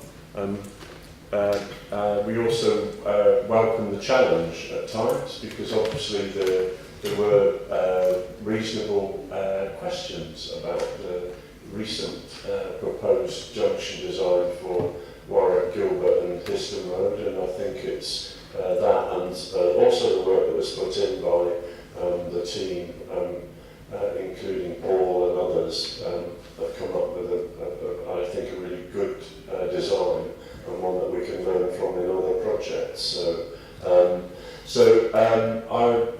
I will then take questions and then get input from and response to the points from Peter. So I think you've got another time to either test the microphone or to use this. We're now on deck. Okay. Yeah, I think we're continuing to evidence the need for the City Council to spend some money on microphones. Kind of austerity, Well, time for democracy as well. At least this one works though. So the first question from the public was the one that was discussed at the LLF regarding the bus lane. And we have, with the GCP project group, had a lot of very good discussions regarding bypass bus stops on Histon Road, and pointed out all the time that the design on Huntington Road is received as very positively by residents and bus users and councillors, which I agree to. The road has one inbound and one outbound carriageway, bypass bus stops on the inbound lane, no bus lane, and according to the GCP statistics earlier this year, the reduced car traffic, which leads to less emissions. So it was a winning concept, and that is why our proposal is our question is as follows. The Histon Road Area Residents Association, HRARA, requests the Greater Cambridge Partnership Executive Board to ask the GCP project team to prepare a revised road scheme based on a two-lane carriageway with bypass bus stops and enlarged space for walking and cycling between King's Hedges Road and Kersbrook Road, to be presented to the GCP Executive Board on 6th of December 2018. Okay, if I could ask you, Lilian, to read out your next two questions as well. Okay. And the next question is about Kersbrook Road Junction and signalized the pedestrian crossings. So the sign for the above area, oh, I can't see, that's why.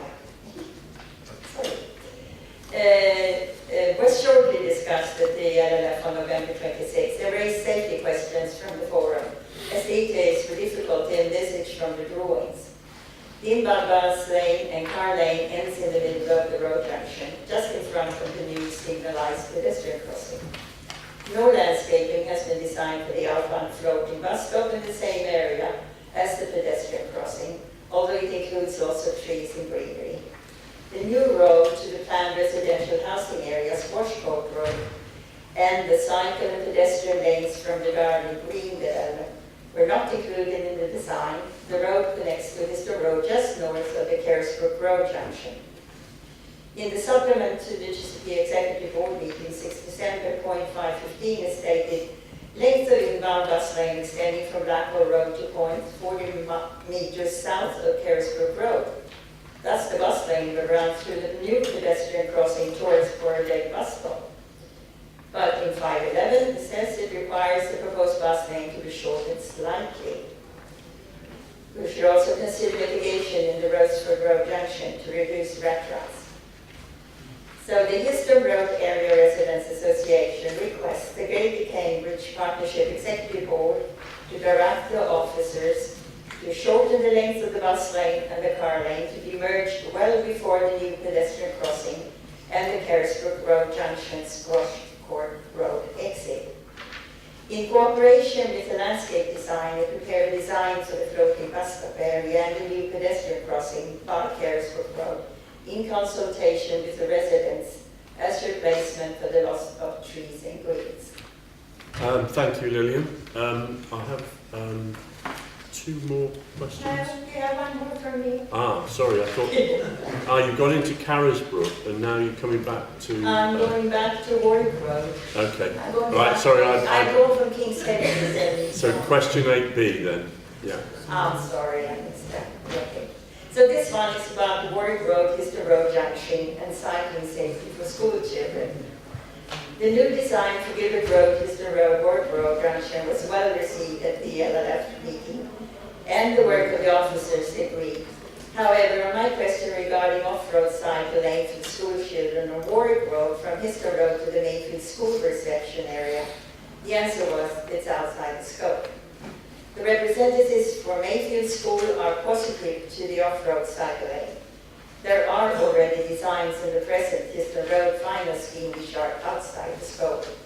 So, Histon Road Area Residents Association requests the Greater Cambridge Partnership Executive Board to direct the officer to incorporate into the present scheme for the Warwick Road, Histon Road, Warwick Road Junction, an extension of the off-road cycle lanes from Warwick Road to the Mayfield School reception area on Carisbrook Road.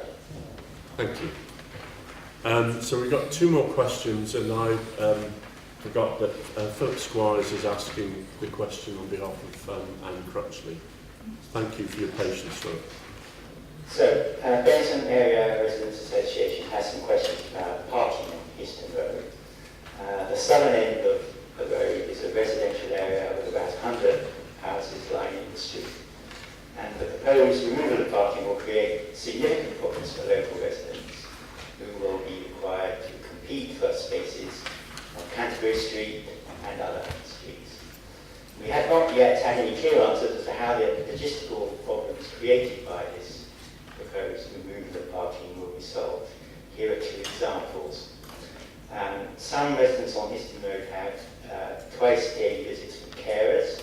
For example, one elderly resident, unfortunately suffering from dementia, is alone, and time with her carer is vital, but very limited. And the fear is that this time will be curtailed if the carer spends time looking for a parking space and having to walk back and forth between the house and a potentially distant parked car. Another set of problems that require resolution are the following. Residents and businesses along the road need facilities for deliveries, loading, unloading, passengers, goods, visitors, taxis, builders, and so on. We don't yet know how many new pay and slave spaces will be made available on the road, in close rather, and whether or not they will be sufficient to satisfy the needs of the local businesses along the street. So we have three questions. First, is the Executive Board going to consider part-time parking out of peak hours? Second, what provision will be made for residents' deliveries, loading, unloading, carers, taxis on Histon Road?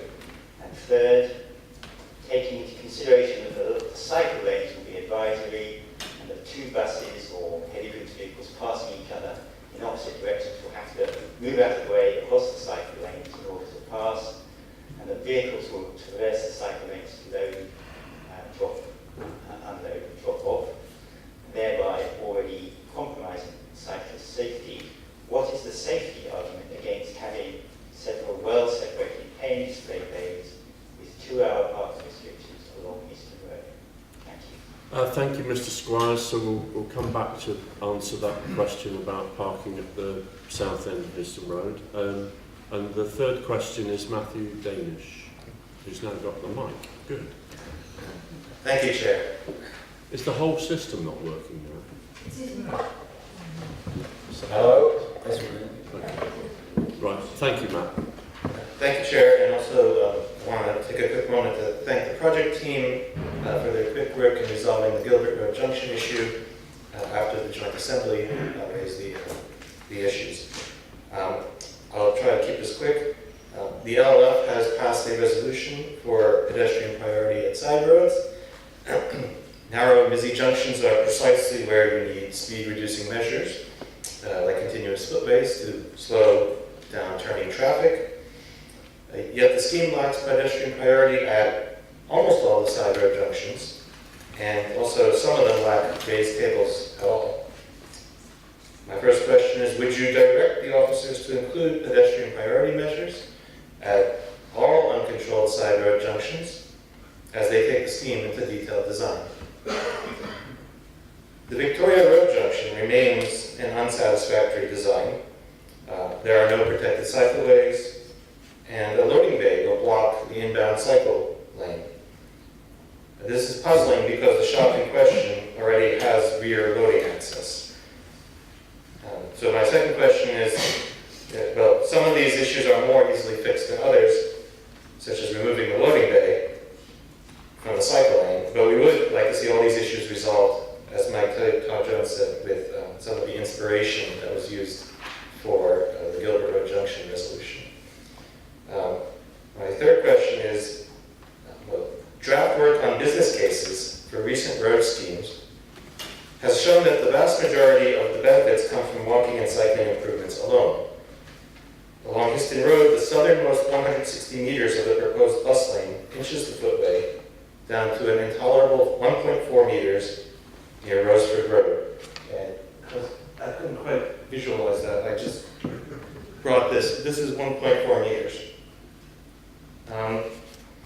It's obviously dangerous for pedestrians. It's also dangerous for people cycling because drivers must emerge from nearly blind driveways into the cycle lane. Is the bonnet of your car shorter than 1.4 meters? Question 3 is, would you direct the officers to ensure that the footways and cycle lanes are of safe and ample width? In this case, by replacing the problematic southernmost third of the proposed bus lane in order to increase the overall benefits of the scheme and fix dangerous conditions for walking and cycling. Thank you. Thank you, Mr. Danish. I also draw a point to the attention of the board members that the representations from Molly and John Snedden, which have been circulated, and I'd like to thank all the people that have contributed so much to the local liaison forum, and ask Peter Blake to respond to the questions. Peter Blake to respond to the questions, public questions, and also some of the comments that were made in relation to the LLF. Thanks, Peter. Thank you, Chair. So same as before, everybody will be getting a written response. I just wanted to bring a flavour to our responses here. So in terms of the request to get rid of the bus lane, I mean, clearly one of the sort of policy and project objectives is to promote public transport, and therefore that would feel fairly counterintuitive to do that. Warwick Road, Histon Road Junction, and you know what I'm going to say, it is out of scope, and given where we are with the project, mission creep just at the moment is not what we need. So we will take it away and we'll see whether there's another way of delivering it outwith of this project. But what I don't want to do is create a sort of 11th hour land grab on the scheme as it sits at the moment. In terms of the Carisbrooke junction, I mean, this is the new junction that the consultation requested we put in. So there has been a little bit of element of fancy footwork in terms of catching up with this. So in terms of the landscaping, we will continue to have dialogue over those proposals, so we accept the point on that. It's just a case of we'll be doing more work. In terms of the bus lane, the termination point of the bus lane allows for the merging in advance of the pedestrian crossing. We're working on that basis. If it changes, we'll have that conversation with you. So I'm minded about the inspirational thing. That's the bit that I'm sort of trying to take away. In terms of parking, this is a serious point we've mentioned every time we've brought this report to board members. Something has to give in terms of the scheme to create space for enhanced sort of public realm, walking, cycling, public transport. And I think I've made the point every time I present the report on it that parking is one of those areas where there has to be an element of compromise. So we have gone back round the loop in terms of trying to create additional or retain or create additional parking bays, so around Cranbrook Court, opposite the ATS garage and then the close. But we do recognise that parking will be a pinch point, and we will be continuing to work with the residents groups on this. In terms of your question around the difference between temporary use of HGVs or buses in the cycle lane as opposed to permanent parking bays, there's not a safety argument. The issue is clearly what priority you give to what element. And if you put permanent parking bays, of course they are permanent and they permanently impact on the cycleways, whereas temporary encroachment for buses or HGVs to pass are of that nature. So it is an optimal use of the space rather than a safety argument going forward on that. In terms of loading and unloading, I think we've raised this as part of the traffic regulation order process. That's something we want to promote to allow loading and unloading off-peak times, and we'll continue to work with county colleagues developing the scheme to ensure that happens, to offer as much flexibility as we can to residents in the area. In terms of Matthew's challenge on pedestrian priority, so we are giving pedestrian priority raised table treatments to all but one of the minor roads at the moment. So Linden Close is one that we're not currently proposing to because of the size and the length involved. We will continue to work with safety colleagues to see whether we can actually achieve raised table treatment for that as well. It is more problematic on the larger side roads around Windsor Road and the entrance to London and Iceland, just because the type of vehicles that use it. When you're getting large loading vehicles over that sort of treatment, that is not ideal. I think it's difficult to see how we can move on that, but we'll continue to work on the Linden Close option. In terms of the other sort of scheme elements, we are trying to ensure that we find the right balance between walking, cycling, public transport, road users. We are guaranteeing road foot widths for large sections of the route. There are pinch points which we recognise we will continue to work to see whether we can resolve them. But that is just a case of the balance that we're going to need to try and draw in terms of dealing with that. Should I just go into the report?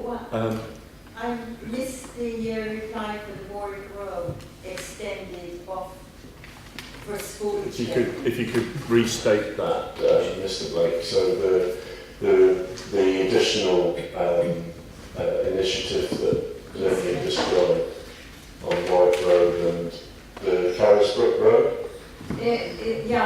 Down to the Mayfield School reception. Yeah, he did answer it. Sorry, it was that's my lack of delivery. So at the moment, so that is out of scope of the project. I don't want to include it in scope at this point in time because we're so near delivery of the project. What we will do is we will take it away. We will ascertain whether we can deliver that in any other form, and we will come back to you in terms of what is possible on that extension, but we don't want to deliver it as part of this scheme. And I think, we'll come on to discussing it, but we are at a point of approving a scheme with all of the inputs and all of the resolutions from the LLF. And what we're saying is we'll investigate it, but if we just held up the whole scheme for this part, it would have to delay the project. Mr. Bates, Councillor Bates. Really commenting in relationship to the question relating to carers. This has been a matter for some discussion within the County Council. There was a report which went in respect of carers and their relatives who come. So all I'm going to say is there has been a debate at the Highways and Communities Committee meeting about a year ago. We'll ask officers to take account of what was decided at that particular point because it is relevant to the question that you've asked. Perhaps going back to Mayfield School, obviously we would normally talk to the school about such matters, and I'm sure officers would be able to talk to the school and the school governors about what would be suggested. Appreciate the fact that it's out of scope, but you do need to engage with the school at an early stage, whatever comes forward, because they do have some views, and the parents have views about these sort of issues. So I'm quite content that it's taken what I call outside of the scope and have those discussions offline with other officers. Before I take it further forward, are there any declarations of interest in this report? Because we haven't started the proper item. Apologies, Chair, I should have beginning. I'm a resident of Gilbert Road. Well, as you weren't here at the beginning, you weren't able. Councillor Wallace, do you want to add anything? Well, actually, I think it's fair to say that the Joint Assembly members, all of us, approach this with a very heavy heart because given the history that had been outlined by the chairman of the local liaison forum, we before this particular item came to that meeting of the Joint Assembly, we'd been under the impression that this scheme had been worked out very closely and successfully with the local community, and here we were presented with the potential of clutching defeat from the jaws was a victory. And as you know, the scheme is described as bus cycling and walking improvements, and there was a feeling at that meeting on the 15th of November that this scheme did nothing to improve buses, did nothing to improve cycling, and did nothing to improve walking. So what was the point of doing it at all? So it's really heartening to me to hear that well, actually, we've heard several times actually this afternoon, haven't we, or this evening, that the word inspiration, and I think officers, all those involved, deserve a pat on the back for having recovered the scheme in the way that they have. So well done from me.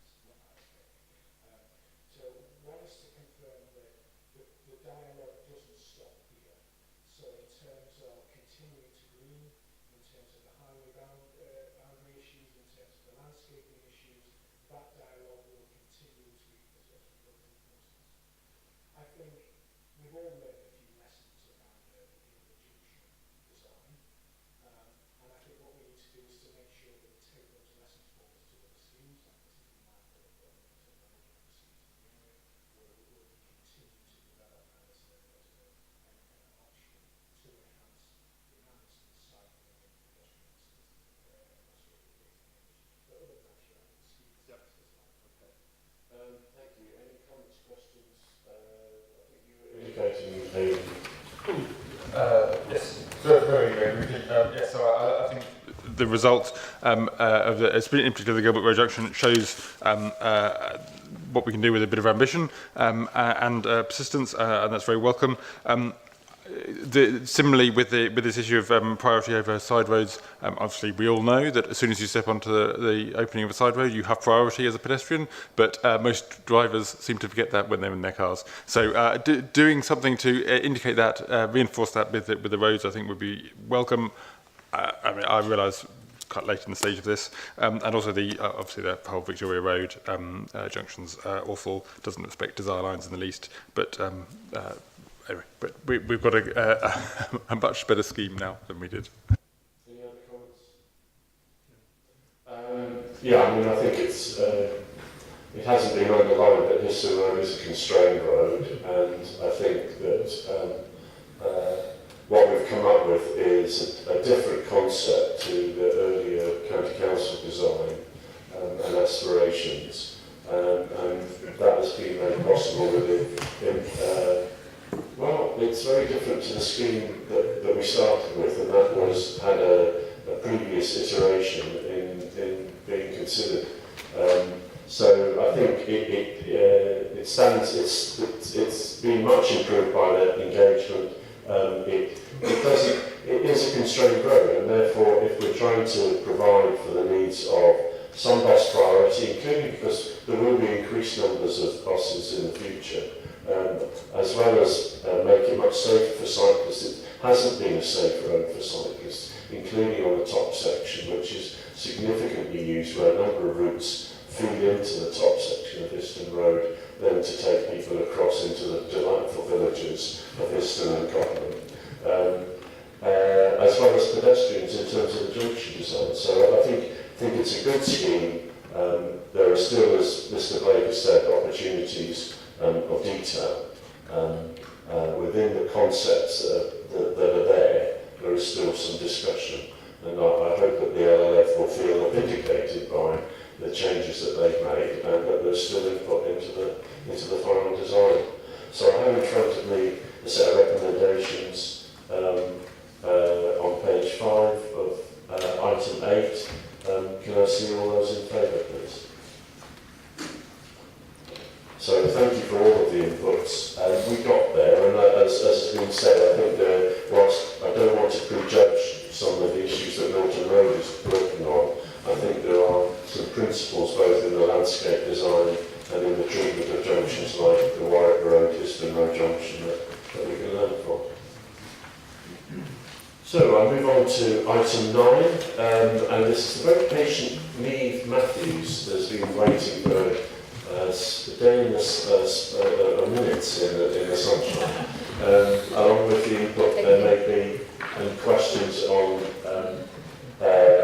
finance, and I also just want us to look at the forward plan, because I think it's worth just scanning the issues for future. So thank you, and over to you, Neve. No problem, thanks, Chair. In the usual way, this is an update on progress across each of our work streams. There are one or two things that are new. The first thing to say is, as you'll see on page 155, we had a rather disappointing result from our skills apprenticeship service procurement. But just to reassure the board, we are revisiting the market as soon as possible, having learnt some lessons and spoken to some of the folk that did submit a bid first time round. We spent some time reassuring the Joint Assembly that we'd done a bit of research to make sure that our next go would hopefully be more fruitful. So we hope to get that out in the next couple of weeks if we are successful next time, and the bids are of a substantially better quality. We'll be able to appoint someone in the early spring.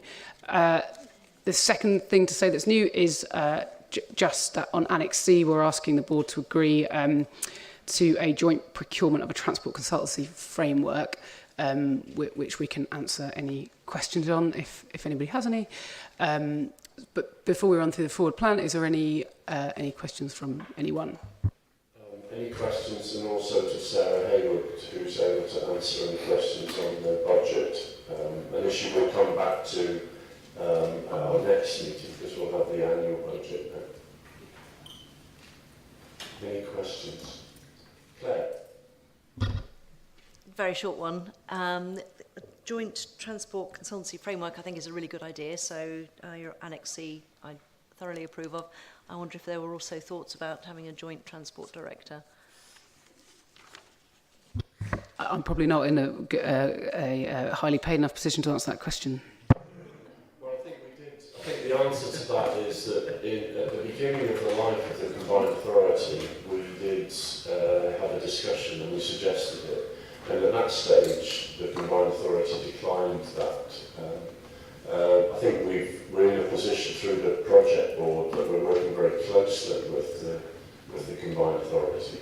But we've got a significant programme, and I think we've got moving on our radial route. So at this stage, whilst we would like to integrate the pause or halt in the summer and that ending, and the fact that we now have at least agreement that we're moving together, is I think going to be helped by the fact that there's going to be two heads. I think that it's for the combined authority to appoint a permanent director, and there's a large volume of work for them to lead on, and there's a huge range of projects that need to be integrated.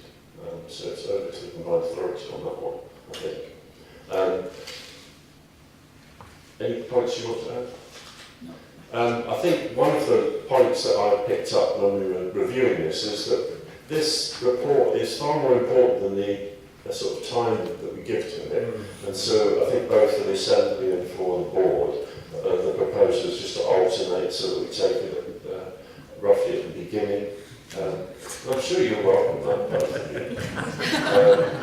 And I just think that there are times when we should have a look at it. I do, while we're on this, just want us to look at the forward plan, just so that people are clear what's coming up, because we've got